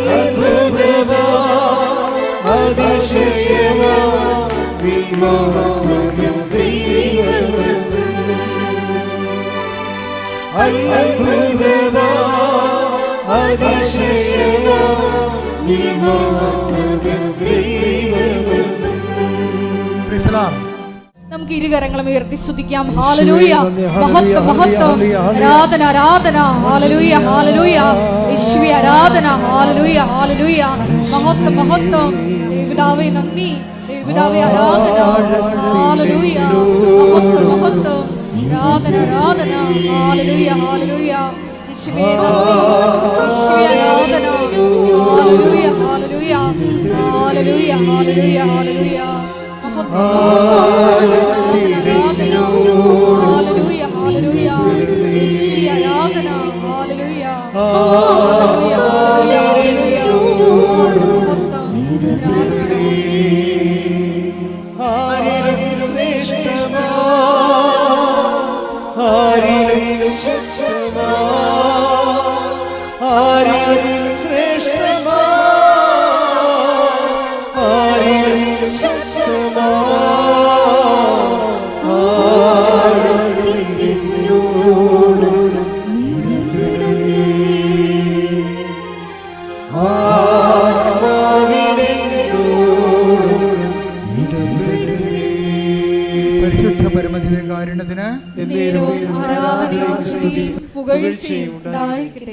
കണ്ണുകളടച്ച് കൈകൾ കൂപ്പി, കൈകൾ നെഞ്ചോട് വെച്ചുകൊണ്ട് കർത്താവിൻ്റെ തിരുസന്നിധിയിൽ നമ്മൾക്കായിരിക്കാം. കർത്താവേ, നിന്റെ വിശുദ്ധ പൗരോഹിത്യത്തെ മഹത്വപ്പെടുത്തണമെന്ന് പ്രാർത്ഥിക്കുന്നു. ശ്രദ്ധിക്കട്ടെ. ഹല്ലേലൂയ ഹല്ലേലൂയ ഹല്ലേലൂയ ഹല്ലേലൂയ, മഹത്വം മഹത്വം, ആരാധന ആരാധന. കർത്താവേ, അന്ധന് കാഴ്ച നൽകിയവനെ, കർത്താവേ, ചെകിടന് കേട് നൽകിയവനെ, കർത്താവേ, ഊമന് സംഭാഷണം നൽകിയവനെ, കർത്താവേ, മഹ്ഫൂദ് രോഗി സുഖപ്പെടുത്തിയവനെ, കർത്താവേ, മരിച്ചവനെ ഉയർപ്പിച്ചവനെ, കർത്താവേ, നിന്റെ തിരുനാമത്തിന് സ്തോത്രം ചെയ്യുന്നു. കർത്താവേ, കർത്താവേ, നിന്റെ തിരുമുറിവാടുന്ന വലതുകരം, അണിപ്പെടുതാറുന്ന അത്ഭുതകരം അങ്ങയുടെ മക്കളുടെ ശിരസിൽ വെക്കണമെന്ന് പ്രാർത്ഥിക്കുന്നു. അടിപ്പിണർ പോലെ, വൈതാക്കാലം പോലെ ദൈവികമായ ശക്തി ആന്തരിക അവയവങ്ങളിലേക്ക് പ്രവേശിക്കട്ടെ. മാരക രോഗങ്ങൾ, തീരാവേദികൾ യേശു ക്രിസ്തു നാമത്തിൽ മാറിപ്പോകട്ടെ. ശ്രദ്ധിക്കട്ടെ.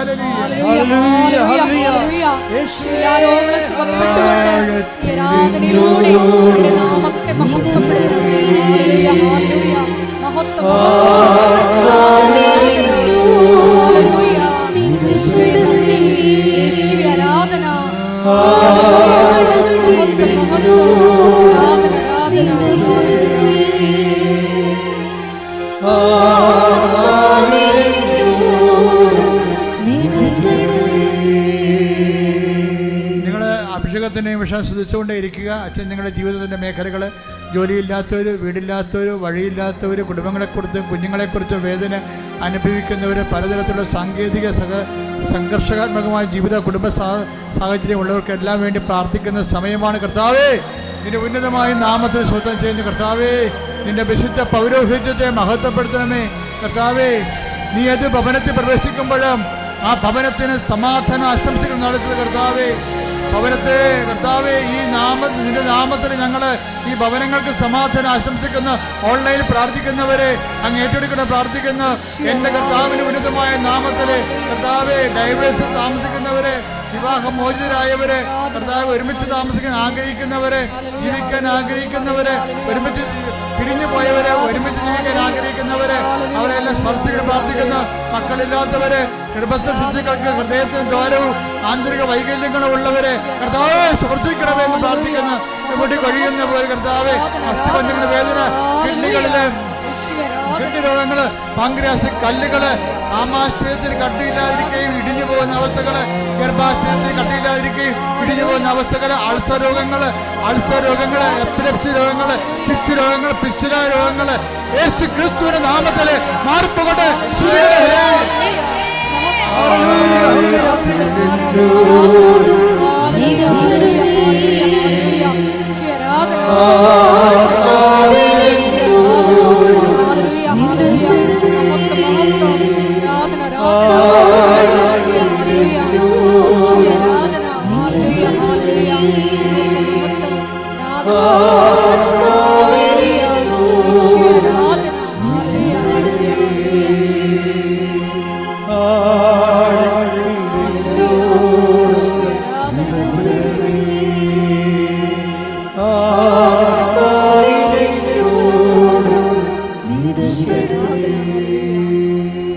സ്ഥലസംബന്ധമായ വിഷയങ്ങള്, ഭവന സംബന്ധമായ വിഷയങ്ങള്, ജോലി സംബന്ധമായ വിഷയങ്ങള്, വിദ്യാഭ്യാസ സംബന്ധമായ വിഷയങ്ങൾ എല്ലാം ചേർത്ത് മാതാവിൻ്റെ തിരുസന്നിധിയിൽ അമ്മയുടെ മാധ്യസ്ഥ പ്രാർത്ഥിക്കുന്ന സമയമാണ്. കർത്താവെ, സ്ഥലങ്ങൾ കൊടുക്കാനുള്ളവർ, വിൽക്കാനുള്ളവർ, ജപ്തി നടപടി നേരിടുന്നവർ, സ്ഥലം പാകോടമ്പടി ചെയ്ത് കിട്ടാത്തവരെല്ലാവരെയും ഈ നിമിഷം പരിശുദ്ധമായ ദൈവമാതാവും മാധ്യസ്ഥ ഈശോയ്ക്ക് സമർപ്പിക്കുന്നു.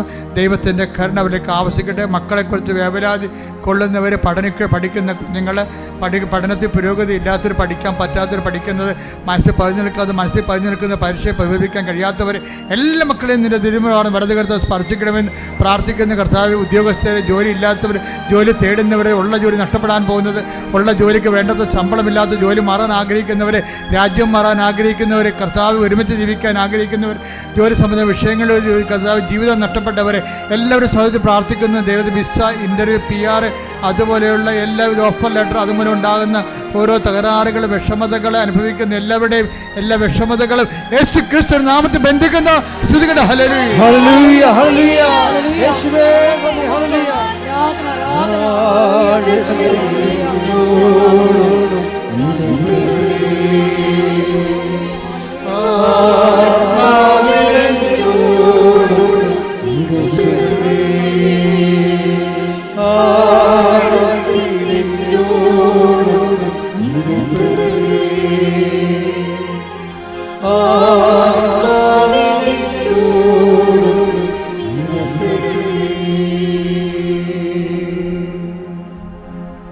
ഒരിക്കൽ കൂടി മരിയൻ ഉടമ്പടിയിൽ സമർപ്പിച്ചിരിക്കുന്ന എല്ലാ വിഷയങ്ങളും ദൈവമാതാവിൻ്റെ മധ്യസ്ഥയിൽ ദിവ്യകാരുണ്യ സന്നിധിയിൽ സമർപ്പിച്ച് ഒരു നിമിഷം നമുക്ക് മൗനമായിട്ട് പ്രാർത്ഥിക്കാം.